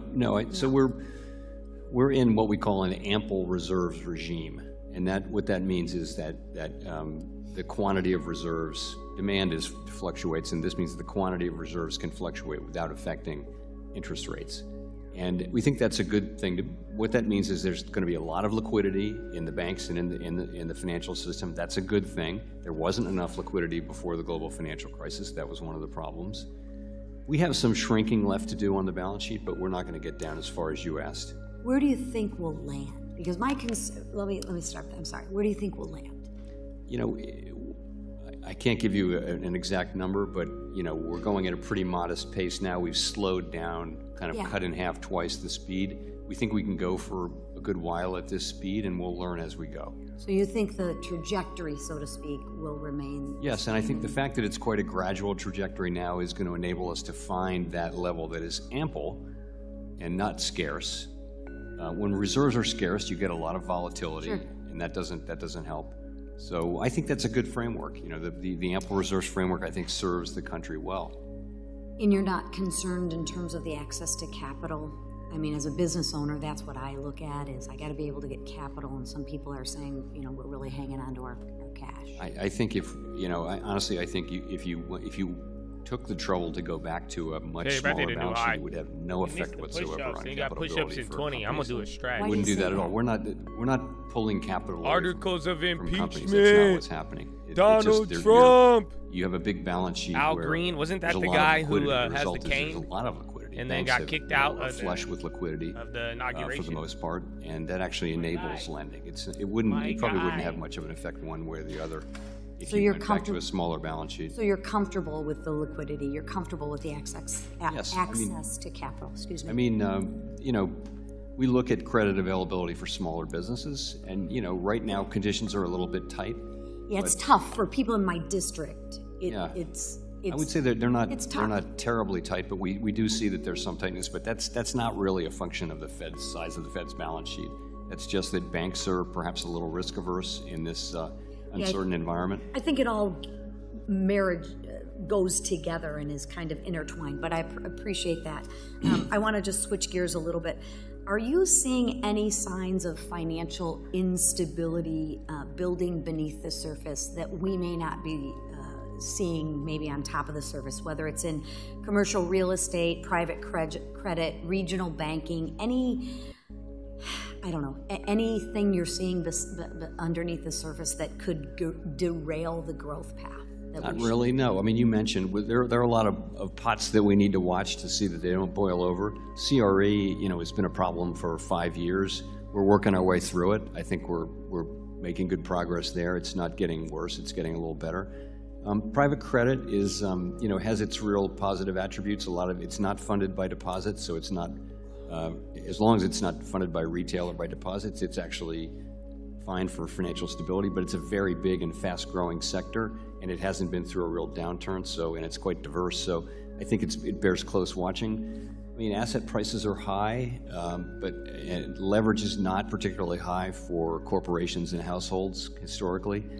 It's not particularly high for banks. Banks are well capitalized. So I think overall financial stability conditions are, you know, are not in a place where we worry a lot. So we're really poised in a pretty good position economically. Gentlelady's time I think so, yes. Thank Absolutely. you, Mr. Chair. Thank you. I don't know Chair if that's now a medical device. I recognizes know the it's a gentleman biotech. from Illinois, Mr. Caston, for 5 minutes. Thank you, Mr. Chairman, and Chair Powell, nice to see you again.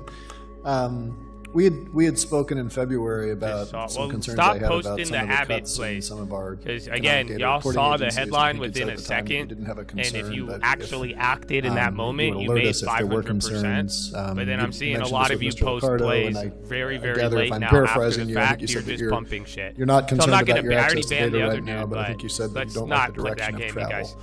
You know what I'm saying? You should call I wonder it out, if you could highlight, speak and to. we did the well, first, I'm news, going to work under the moment, assumption that as the all chairman these of the plays Fed, went you up probably 500, have more access to 1,000%. economic data than You just know, about anyone in our country. think about what you guys are saying. I am more in worried relation about to the that impact news on and the smaller opportunity when we businesses had that don't have the your best access to data, opportunity whether, someone was thinking about about hiring 20, decisions, 30 looking minutes at regional ago. inflation I think rates, you missed it now at all this the point. data we get from those resources. How concerned should we be, if an efficient economy depends at some level on equal access to information, how concerned should we be that our business community, with some of these cuts to BLS and elsewhere, is not going to be able to allocate capital as efficiently as otherwise would be in this moment? You know, the reality is that essentially all the data we use overwhelmingly is public data. The difference isn't that we have more access. The difference is that this is our job, and we follow the data very, very closely. But, the employment reports, the CPI reports, the analysis of that by many economists, internal and external, we just spend all of our time on this stuff. But I think large businesses have the exact same. Well, but I'm talking about like businesses, BLS has announced they're cutting 350 indexes, so that data is no longer going to be public data. That's a different thing. Okay, so if you're asking about that, I don't want to say, and it wouldn't be true to say that. Okay, new high on the spot. Literally hit the high ticker. That's just not true. The data overall. I think we're getting close, you guys. It's all these jobs. Remember, last time you hit this level, you sold off like 1 point below or whatever. Anytime. But yeah, 60-86, one more point, and then we get into the 90s, and then the survey next sizes stop are will be shrinking, and we're seeing 6100. more volatility, for example, in the labor market data, lower response rates and things like that. That's not good. We should be getting better and better and better. Yeah. I would add the private sector, by the way. We use more and more big private sector data sets. And that is a relatively new thing for the last 5 or 10 years. Yeah, and oftentimes it doesn't replace the U.S. government data has been the gold standard. Yeah, and I guess I get concerned because some of those data sets, of course, you have to pay for, and not every business can afford that. I want to, staying on the data point and picking up on what Mr. Himes was saying, I think only a fool would predict. That was him highlighting how Bloomberg is a monopoly and scams the government and charges the government. And they even ban people like Josh. The Saudis have been very open that they would like to not see the price of oil get above a point where they're going to lose market share. Now they limit his advertisements and try to get him banned on YouTube, but he still is able to provide over 40 to 50,000 unique viewers every single day for free 99. Thank you. But I would like to have some smart person out there taking a position on what is happening in oil markets. And the Energy Information Administration has now announced they're not going to run the International Energy Outlook anymore.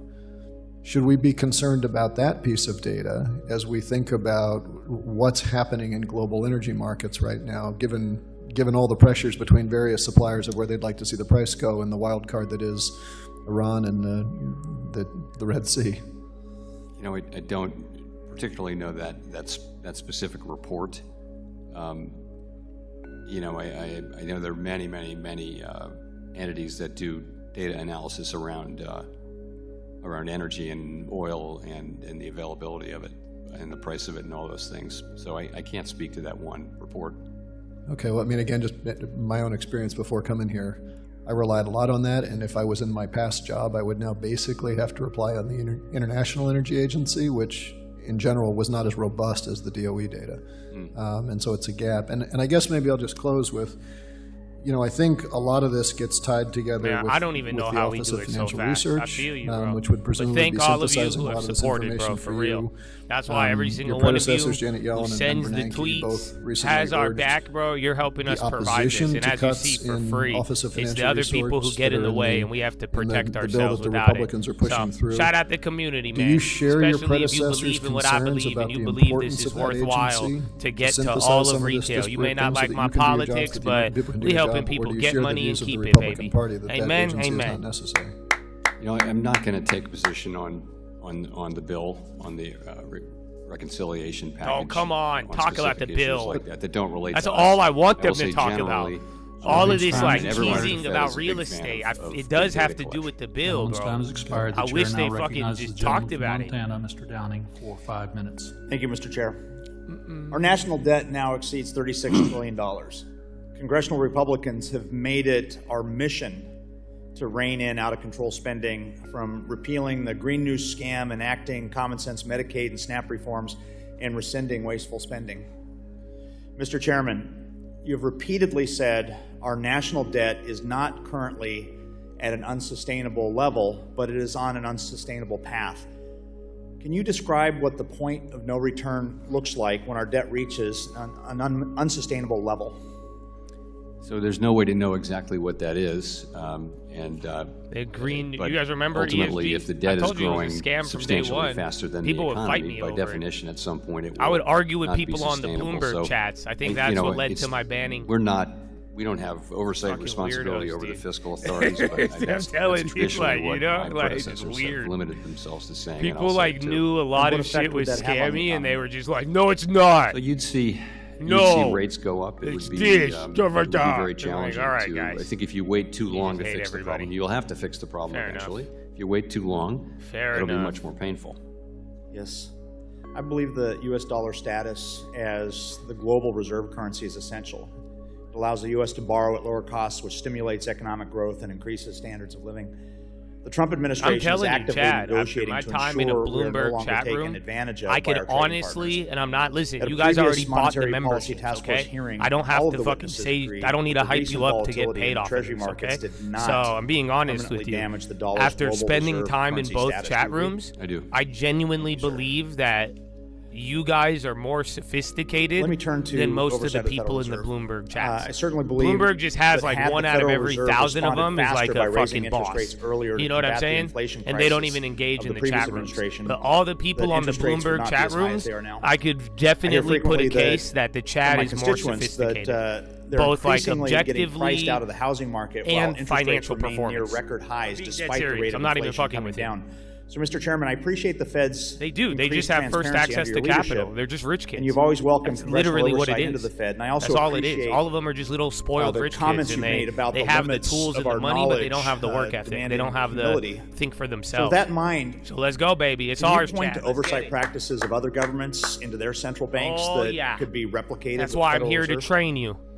You will be bigger. It's an interesting question. You will be I better. want to think about that. I'll come have see a you. long term and property. We have effective oversight from this committee and from the other committee in the Senate, and I think that's important. Would you be supportive of an outside independent group of analysts or economists that conducts a periodic review of the Fed's economic assessments and modeling? So those are ideas I'd like to think about and discuss privately before. So do you have any other ideas to increase oversight in the Federal Reserve? I think, like my predecessors, I've fostered, more and more transparency at the margin, and I think that's appropriate. I think transparency is critical if we're TSM, was that moving today, and then Wayfair on the high, SPY getting a stick I've tried to the that, upside. I'll devote some more thought to that question. Well, I look forward to a following couple things up, moving and right now. I thank you for your responses. Remember, we're above the level. Now it's just 2 more levels at the 90s and then 6,100. Recognizes the gentleman from Texas, Mr. Gonzalez, for 5 minutes. Thank you, Mr. Chairman, and thank you, Chairman Powell, for being here with us today. I understand commenting on some policy issues or outside of your purview, but I have one that I think is heavily impactful on the American economy right now, and I want to underscore the scale and impact of the ICE raids that we're seeing across the country. Pew Research estimates that over 10.5 million undocumented individuals live in the United States, more than 3.3% of the population today. And according to the nonpartisan American Immigration Council, removing this workforce could cost the U.S. economy between 1.1 and 1.7 trillion in GDP and billions in tax contributions, including 22.6 billion in Social Security and 5.7 billion in Medicare funds that are increasingly critical as our population continues to age. Yin, These are resources that are paid by these Pinduoduo. undocumented been here for a long time. Many of them have been here for a very long time. That's why I plan to introduce the Save the American Workforce Act, which would establish an employee-sponsored temporary work authorization for undocumented immigrants who have been in the country for 3 years or longer and have never been in any kind of trouble, no criminal liability or nothing else. Shit, though. I just needed it to browser. Additionally, last week I sent a letter to President Trump urging him to halt indiscriminate deportations and issue an executive order that would do exactly what my bill does to protect American businesses that need a workforce. We have something the last I heard. So yeah, UiPath, I only used it for the browser stuff. Every other AI stuff, I was just coding my own shit with Python, but I used AIPath because I needed to do a repetitive task, and then I recorded my screen and it created a bot, and I did it for free. So I used UiPath for free to achieve that. But other than that, I don't have any crazy systems or automation processes that I rely on. I do for my news stuff, but that's just through licenses and other stuff. And then once it's set up, I don't need to like mirror a clicking process. So, but if you need to mirror it, then the UiPath is good for free. Like if you need to do click here, go to this, have it go this, scroll down, go here, next page, and then repeat that 1,000,000 times, UiPath is going to do it for free. And it was good. It was like easy. If you're computer savvy, you'll figure it out. It took me a couple minutes, but then, like I'm saying, you could record browser and it will copy it. Like that's what you could do. So like I could probably make one where it could identify 3%. So look on the screen, identify 3%, and then I could have it click on an option and then buy it. But it'll be a little glitchy. But yeah, you could do it for free. I did it with all of that. That's why I brought up the company, because I was like, dude, this is cool. We was pretty quick. Just publicly, have a view on it. It just is what it is. So, we're our responsibility, maximum employment, price stability, many other factors affect those goals, but we don't make those goals. We don't make the policy. MNMD, one dose of psilocybin could relieve depression for 5 years. Researchers find fiscal policy. That's cap. They said the same thing about big booty Latinas, because that's that was not true. Independent. So we're living the Lord such, and be healthy, and you'll be happy. Unconventional Drink water times that and go to I would sleep love to early. have that. It would be great if y'all were having those conversations in the administration. But moving on, push up. It is almost the U.S. dollar has also long been the world's dominant reserve currency, but that position is facing growing pressure. As of 2024, BRICS nations led by China, and including Brazil, Russia, India, and South Africa, have stepped up efforts to reduce their reliance on the dollar and There's global actually a trade. BRICS meeting in July, China, believe for it or not. instance, has expanded the use of the yuan in energy transactions and cross-border payments, while BRICS is actively developing alternative payment systems that could erode the dollar's global role. At the same time, inconsistent and unpredictable economic policies from the White House have contributed to a drop in the dollar's value. I remember Path from now Kathy. at its lowest level in 3 years. I just brought it up because it's like, what risk I ended does up, a weakening dollar? We've seen UiPath so many times, and it reminds me of a shit stock. But then, like, legitimately, I used it in my business. So, like I'm saying, I needed to do work, and I had a very repetitive task. And then I tried to code a bot for it, and it was too hard. And then I needed a browser bot. I needed something to follow my browser and automate it. And that's where UiPath came in, and I was like, holy shit, it's a real product. and I got excited. But I didn't buy it. I don't own the stock. I just thought it was a cool tech, especially with all this automation, AI working stuff. on ideas to make No, I sure did it for free. I just like the payment systems technology. that I support think the dollar they're and a leader other, in automation. other They've been responsibilities around, of but I democracies just think are well supported I by say that leader infrastructure. tentatively. I yield back. I mean Gentleman's that time in a has very expired. loose term. The chair now recognizes the gentleman from Florida, Mr. Ardopoulos, for 5 minutes. Thank you very much, Mr. Chairman, and thank you, Chairman Powell, for being here today and answering these questions for us. It's very much appreciated. Looking back over the last few years, I think the question a lot of people have been asking me as they really were suffering through the challenges with higher prices across the board. I know they got as high as over 9% inflation in 2022. And there was a lot of discussion about, was it Ukraine, was it transitory, was it post-COVID? What was the reason? As you look back now in those years, and this is your field of expertise, if you look back and you're teaching a history class, what would you blame the increase in prices on back in that time period? So I'll start with the fact that it was extremely global. So we saw there literally was a point at which not a single country in the world had inflation 2% or below. So it was everywhere. So you have to look at common factors. And I would say that the pandemic and the closing of the global economy and then the reopening of it, in all cases with some support, that's a big part of the story. Clearly, though, there's a role in that for fiscal policy. There's a role in that for monetary policy. And I like to think all of those factors were involved. And but when it happens everywhere in the world, you can't look to one thing. You got to look to a common factor, and I think that common factor is what happened around the pandemic. Sure, good. And building that idea, I hate it Monday morning quarterback, but if you had to do it over again, you had this opportunity, as you know, the rates stayed pretty flat in 2021 as inflation creeped up. What would you do differently today if you had the opportunity to look back and make some changes? I have perfect hindsight in this. Yes, sir, if you had it, yeah. Sure. So I would have raised rates a little earlier. I honestly don't believe it would have made much difference to the outcomes, but we would have looked a lot smarter. But that's something I would have done. The other thing is, ultimately, we did get all the way back to 2% inflation just about without having a big increase in employment. So that was not at all expected. So I don't know how that would have affected my behavior, but somehow things really came out much better than everyone had anticipated, was that it would take high fucking unemployment $5 trillion will restore do that. inflation, but it didn't. And the other pressure I mean, point that I heard a lot flooded of the people global talking economy about with is this money, idea so it was of the tariff impossible issue. for anybody to go broke I've unless heard they for really months now tried. that the sky is So it's falling. amazing how it came out like seems at this, and now point, we at have least, massive that the inflation inflation that has rate only is been pretty witnessed one or steady. two other times throughout this And country. how many months of steadiness So do you surprising. need before you might look at an even larger rate cut from the 4.33 I think we have today? Yeah, so you're right. Inflation, the non-tariff parts of inflation that we've been working on for 3-4 years are behaving really well, and that was our forecast. But it's good to see it coming true. I would say we expected that tariffs take a while to work their way through the distribution chain, several months, and I would say we would expect to see meaningful effects. Kind of June, new July, high, August. bro. And if we don't, we'll be learning something. We have a highly adaptive, flexible economy, and it's certainly a possibility that the tariffs that we expect will come through in a much smaller level. We can't know that until we actually see it. But I think we'll be learning as we go. Huge spy. High ticker's up almost on full gas.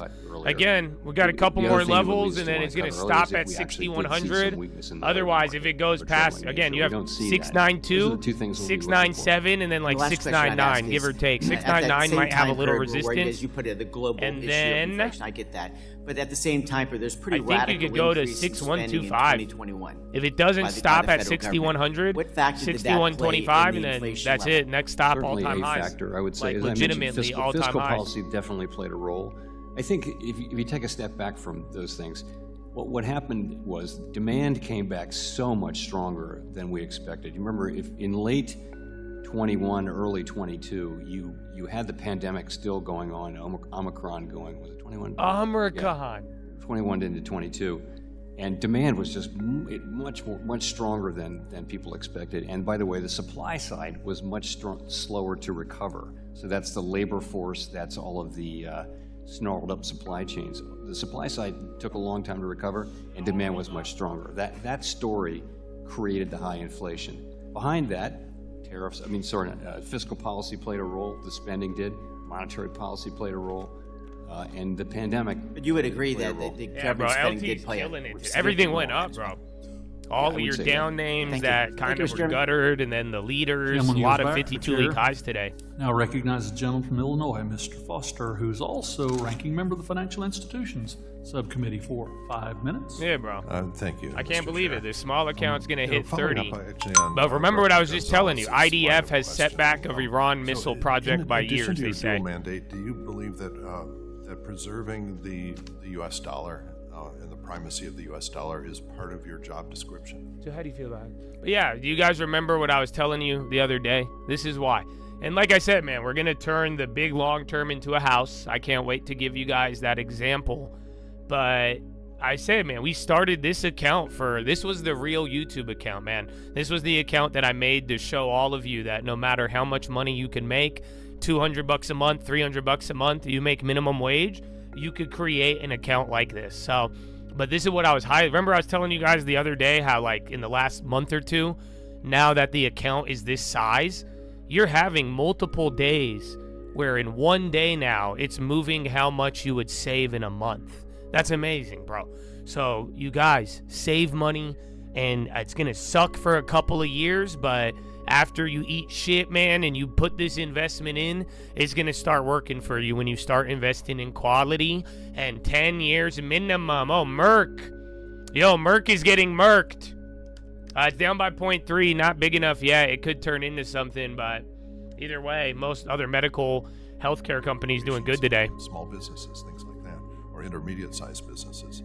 And we're already seeing layoffs in the big tech firms. You Microsoft sold your Starbucks because you were in line 40%, and you didn't see anybody. Forgive coders, me. maybe another I'm banning 20% you, Christian. supervisors that And I love you. I don't want to And hurt so your I was just feelings, wondering, but to what- prove to what sort you of and everybody analysis else, is that's a the very doing emotional about move. that You don't job want to do shot, that. and how is The it going fact to that you told me, affect I your think you dual wanted mandate attention, when it so lands? I'm giving it to you, but it's going to cost $4.99. I think So economists that's not a good everywhere are move. doing That was very work emotional. analyzing But the I hope it potential works out. But that's not what you do in the long term, of Chad. AI for employment.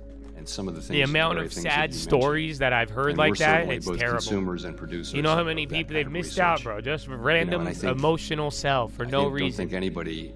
Apple. I certainly can't make any positive statements with great confidence. KKR, Apple, SPY at the high. You still got gas, bro. That at least at the beginning, AI will replace a lot of just the watch list for DVR of jobs, rather than just augmenting people's labor.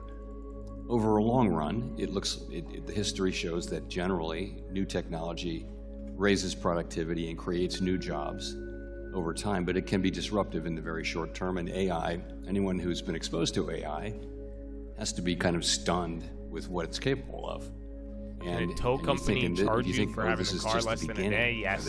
They say that they charged me when the cops towed my shit. The things you're looking at. I got it the next day. I got it under 24 hours. They still charge. I think I had to pay like $1,000 total. I think it is it's like $350 for the towing fee, you would want in a $250 for storage, and then another $300-400 fine. Unknowable, but certainly to be important effects on the labor market. And I hear the same thing. I think it's $6.99 if you do it on Apple. That they can see a way to $4.99 if you do it on the YouTube on the computer. I don't think we know that.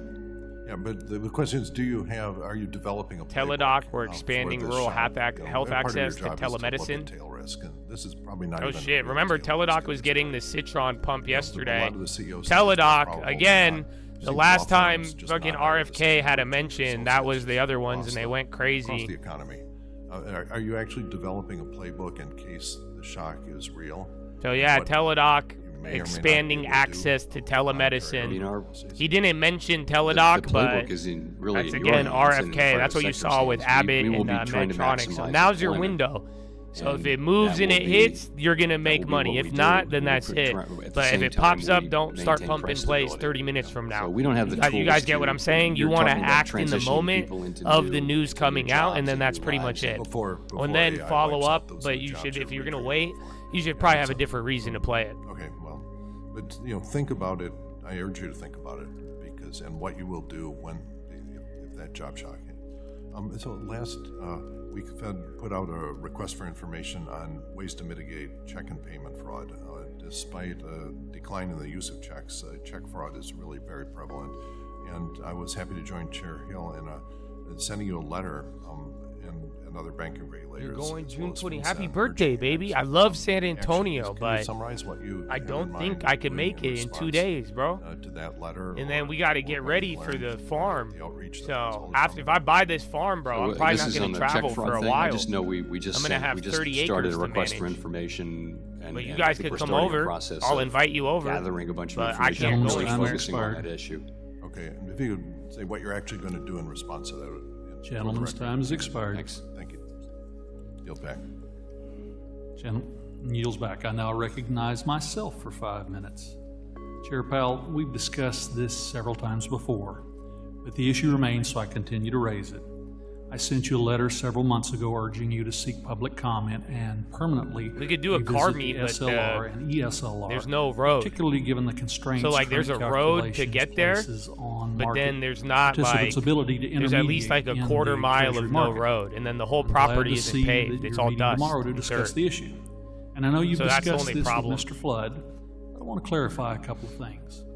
The last time you testified before the committee, it's not in San Diego, but it is in Southern California. Levels of liquidity in the Treasury market, and that one obvious thing to do would be to reduce how binding the SLR on intermediate capacity. Okay, new high. Are you considering changes in the SLR and ESLR, and will you consider exempting Treasuries and reserves from the SLR and ESLR? So I do think we've effectively raised the capital tax on all kinds of intermediation activities, and that certainly includes Treasury market activities. So I've long favored leverage ratio reform, and so we're putting out a document for comment, which will seek comments on one particular proposal and alternatives to that proposal, as I mentioned earlier. Which I think answers my next question, which will you look at changes at the leverage ratios that constrain a bank's ability to participate? Yes, that's the idea. In your view, would allowing netting mechanisms for derivatives on treasuries encourage participation in the market? And And would you consider looking at that with your prudential counterparts? This is for derivatives. My first phone call on that would be to Vice Chair Bowman to ask her what she's planning, but I'm certainly open to that conversation. Absolutely. Let's discuss the framework review. You've said that the review of the consensus statement is complete, but potential changes to communication strategies and tools may continue into the fall. When can we expect the framework review to be complete, and will you provide opportunities to receive feedback from members, industry, and the public on any changes the board is considering? So the framework review, there are two parts of it. There's the consensus statement, which contains the Teledoc didn't hit, and then there's communications. On the first, the framework, I think the we've had premiums the went meetings up, that we needed again, to have to compared talk to the, about the Abbott, Dexcom. Pizza, employment pizza. mandate and the price stability mandate and how we might change pizza running up. The framework. Now comes the discussion between participants on the committee, all 19 of us, about exactly what language to use in the new framework. And we're just entering that phase between these two meetings and at the July meeting, and hopefully we will be able to announce something near the end of the summer. And I expect that will be. And by the way, we've talked about we've laid this out a little bit in the minutes as we go. One last question. Members work the land. That's the plan. Because then if I bring 50 people to the property and they're like, you can't have 50 people, rule. I'm like, they all work for me. Provide a justification for they're all working on the land. FOMC decided that's why you guys have to become farmers if you want to the first difference rule. Well, as you probably know, I think it's going to be a very five slow rules summer. That we talk about there. And but then again, July seasonality gets very, very good. The other again, it happened in 23, happened a little bit in 24, but then now it's like it's already going up with the risk on. Now. First difference rule is a very interesting concept, which we can talk about online, which has a lot of appeal, but it can be a little bit volatile too. And right now, it's calling for a rate hike. The other four are calling for us to hold our policy where it is. The irony. Thank you, Mr. Chairman. I yield back the balance of my time, and I turn to the gentleman from Oregon, Mr. Bynum, for 5 minutes. Ms. Bynum, for 5 minutes. Most likely, but that's the beauty. Chair. Like my plan was start off with stack the cash in the beginning of the year, and then NVO sells off 40%, pizza goes down. So if there's a good deal and we get new prices, I'm ready to go. Just back home and if there is no new prices, businesses I'm going to be country, chilling. Across my state are worried about inflation and rising costs, and particularly for our state where we make chips, we import, export agriculture, and we have apparel. So nothing with Intel, just started going up from the morning. Again, today was very risk on, a lot of value plays, and beating down value got a bid today. They're seeming to ignore the market chaos that the president I like caused. the industry of Teledoc. So my first question the company is, has a lot of debt, my understanding but I that like telemedicine. One of the key responsibilities of the chair of the Federal Reserve is to stabilize prices and fight inflation. Is that right? Yes. By my count, the President Trump, has changed or announced a new tariff or a delay of previously announced tariffs 19 times. And so has the president's ever-changing tariff made it easier or harder to stabilize prices and fight inflation? Bitcoin pop? So I by practice never comment on things the president does or says. Has the administration's Send me what you got. Let me look at your portfolio. Or the administration. Again, there's a Pepsi, Target, UPS on tariffs made it easier or harder? It's not like a high quality good one. I'd wait unless you have something you could build around. But these changes. I feel you. I want to buy too, but prices just won't go down. I need a good price. Good quality. Otherwise, we're already in the lead. Got a good long term. Again, we're hitting new highs today, guys. Every long term is. We do expect there will be hitting another high. A set of price increases from some of the price increases from tariffs will flow through to the consumer. Yeah, we don't every know single whether one, that bro. will be persistent or how it hasn't large it will updated be, yet, but and yeah. so right now we're. So that's why it's like if there's something good, we take it. Otherwise, you ride and just keep winning. Is your sense that back winning. to school will be affected? The holiday season would be affected? You mentioned it a little bit earlier on how you didn't say the exact time frame, but you thought maybe a few months we would start to see changes from Well, I think tariff we're going to be impacts? learning as we see. We'll get a Yeah, you're up before almost the July 30% meeting, from we'll the get low a, of Liberation Day. Inflation report well before I think that. so, about 26, and maybe you more. know, we're going to be looking to see. We expect to start I to saw see Kohl's meaningful moving increases earlier. through Yeah, in the the goods morning. channel. And if we don't It's see not that, popping right then now. they'll Yes. be telling us something. We'll be learning from that. And by the way, we'll also be looking at the labor market. If it weakens unexpectedly, we'll be looking at that too. We will continue to adapt to the evolving situation as we have been doing. Thank you. So what market conditions would make it so that the Federal Reserve would be able to lower interest rates, which would also lower costs? So as I just mentioned, I would say if we were to see that inflation is not coming through as our forecast and other public forecasts, I think this should wrap up have soon. suggested but that would push us I'm in the kind of direction over being it. able to cut sooner. He Also, if the literally labor hasn't said market were to shit. weaken, There's been a lot of that would headlines. push us in Everybody's the all direction of a of being sudden able to bringing cut up sooner. real I think estate, if the which opposite again, you happens, if the guys, I've labor been market telling you remains already. I strong and think we real do see estate higher in the inflation, spending bill. I think we will I still don't get know, around man. to You're cutting, gonna but it want would that be property later. because this is just rather than fucking sooner. odd. But I'm probably gonna end it. We're gonna go to Philo here in about 15 minutes. What do so, you think I American might just families start are Philo expecting whenever from the Federal Philo Reserve? is time. Stable prices and maximum employment. That's what we want to deliver. And you know, we want people to feel so confident of price stability that they never think about inflation. That's where we were for a very long time, and we've made a lot of progress back to that place, but we're not quite there yet. And we're gonna finish that job. Is there a plan that the administration has presented on how it plans to lower costs as opposed to providing tax breaks for billionaires? Again, it's really not up to me to discuss the administration's priorities or policies. I'm going to quickly switch gears here. It seems to me like you're under a lot of pressure from the president to address the national debt. True, false? Sorry? Are you under pressure from the president to address the national debt? So our role is maximum employment and price stability. Fiscal policy is the responsibility of Congress, and so it's not really within our ambit.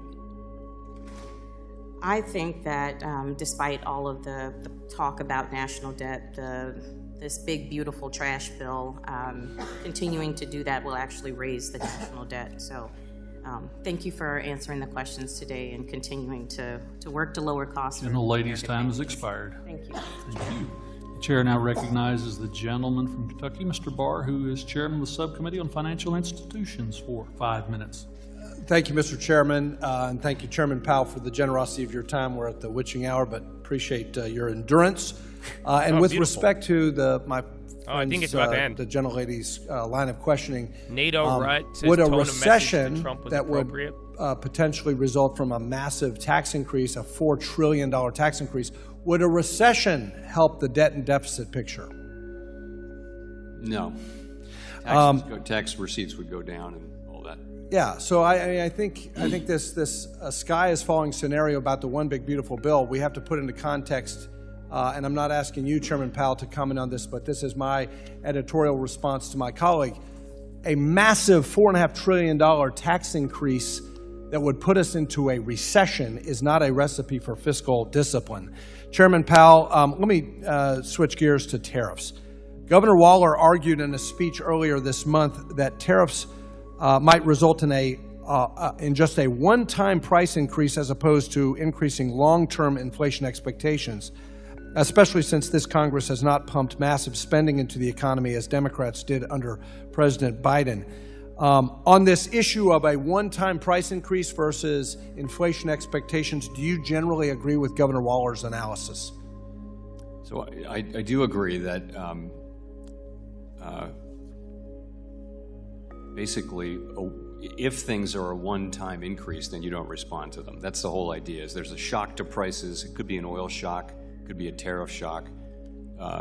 Generally speaking, you don't respond if you are highly confident that it will just be a one-time shock. I think the current situation, though, is a complicated one, and I think a number of my colleagues and I feel like it's a decision we need to take with some care. And the reason is because we're not at price stability in 2018 and 19 when the president's tariffs were put into place.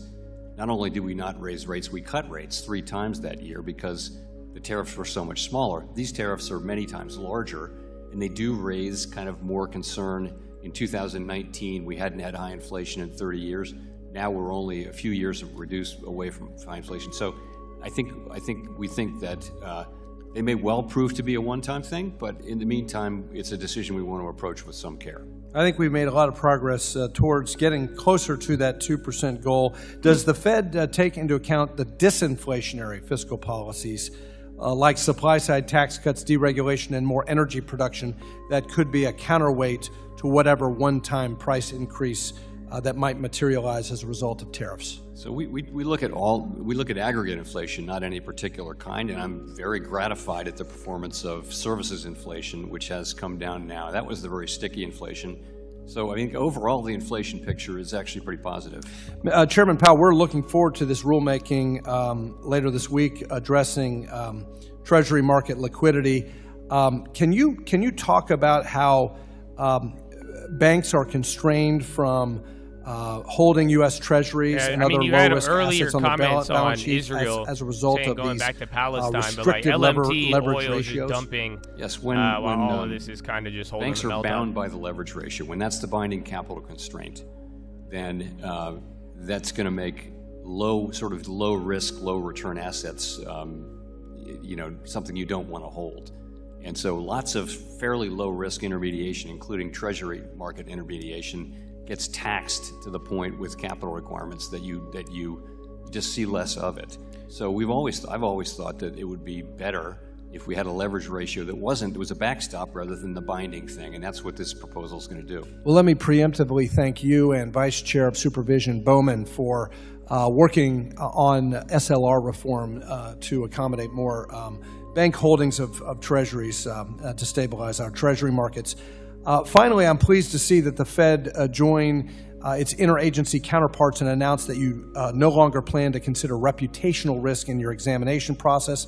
Senator Scott and I introduced the FIRM Act to stop the weaponization of the supervision process, to stop the targeting of politically unfashionable groups. Our bill requires regulators to focus on the true risks as opposed to political factors. What was the Federal Reserve's thought process in implementing this common sense reform? That it's common sense, and I think this is an area where we learned over the last couple of years that there really was a problem here. The reports were louder and louder and more troubling. So we just thought, let's take this off the table. It may have been unintentional on the part of banks that there was so much.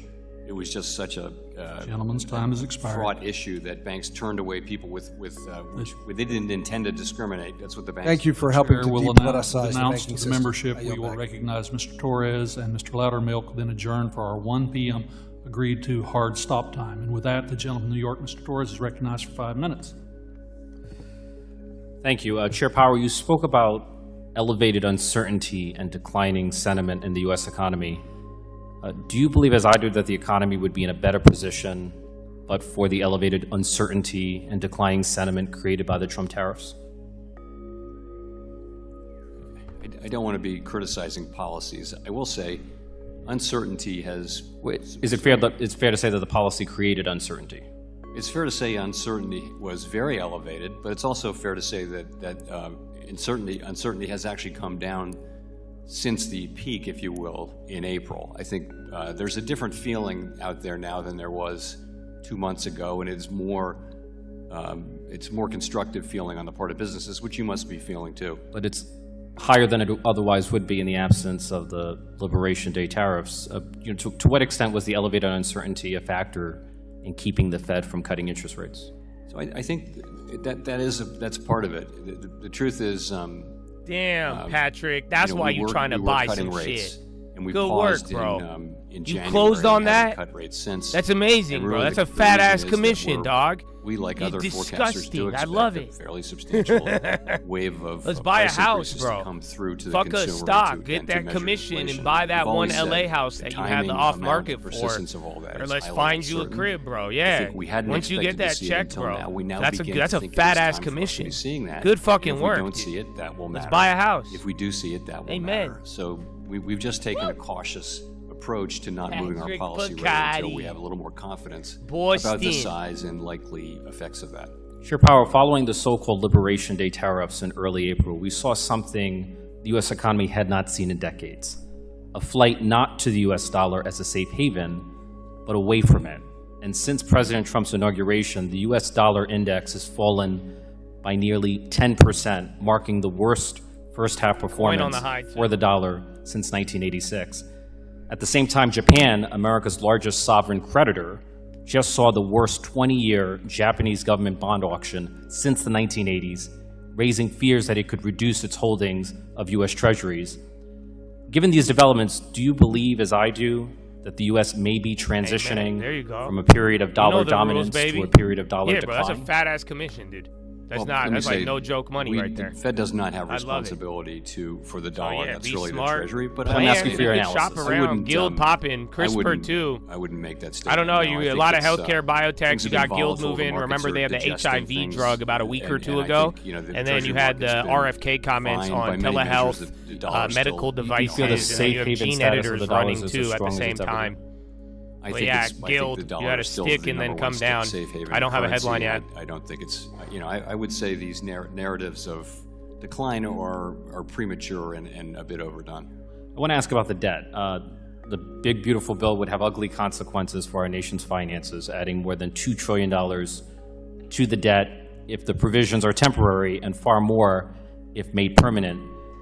We've accumulated World War II levels of debt, not during a world war, but during peacetime. Interest payments on the debt have become the largest item in the federal budget after Social Security, surpassing Medicaid, Medicare, and military defense. To what extent is the U.S. at risk of entering a debt spiral in which rising interest costs lead to ever larger deficits, which in turn lead to ever larger interest costs? Yeah, I think that the U.S. federal budget is on an unsustainable path. The debt is not at an unsustainable level right now, but the path is not sustainable, and I think the sooner we deal with that, and by we I mean you, the better. The Trump administration has championed the unitary executive theory, the notion that the president has absolute power over all entities that wield executive power. That theory, if taken to an extreme, would all but abolish the independence of the Federal Reserve. If monetary policy became nothing more than an expression of presidential will and whims, what havoc would that wreak on the U.S. economy? I think that independent central banks have proven over time to be a valuable and critical institutional practice. And I think that is because basically advanced economy democracies around the world have given their central banks a degree of operational independence. They assign them goals. You go do this and you stick to those things, but we'll let you may choose the means of achieving those goals. It's called instrument independence, but not goal independence. And I think it's a very Gentleman's time has expired. Very important practice. Gentleman's time has expired. Chair now recognizes our last member of the day. The gentleman from Georgia, Mr. Loudermilk. All right, we're going to move to Philo after this question. Chairman Powell, it's good to see you again. Literally. And, I'm going to be brief, so maybe we can get out of here right at time. As some of my colleagues know, I chair the bipartisan make sure I urinate. Payments and I'll FinTech be right back. Caucus, along Follow with me on fellow Instagram Georgian, at the Trading Fraternity. Committee, Representative Scott. And in the past, you and I have talked about payment-related issues like FedNow, but today, I'd like to ask you about the failure of Synapse Financial Technologies, a third-party service provider that connects banks with non-bank fintechs, and what it means for the bank and the non-bank ecosystem. Yo, did he just Last year, did he leak between something? Synapse Financial Technologies and Involved Bank and Trust revealed a shortfall in customer When did savings Snaps deposits. get? Snaps. I bet he said. I swear he said Synapse. There are still thousands of individuals who are not able to access their funds. All right, but yeah, this is including about some to of end my after this question. constituents. I'm going to go to the bathroom So and the then get question ready to is, move could to you Philo. provide an update on what the Federal Reserve is doing to ensure that customers regain access to their funds? And is there anything that the Federal Reserve is considering to help prevent situations such as this going forward? So I don't have a lot of specifics for you on that. I am assured that we're still very much doing everything we can to try to get people their money back and to avoid similar occurrences. Okay. Well, I said I was going to be brief, and that was a brief answer. So with that, I yield back, Mr. Chair. Gentleman yields back. The chair would like to thank Chairman Powell for his testimony today. And without objection, all members will have 5 legislative days to submit additional written questions for the witness to the chair. The questions will be forwarded to the witness for his response. And Chair Powell, please respond no later than January 29, 2025. This hearing is adjourned.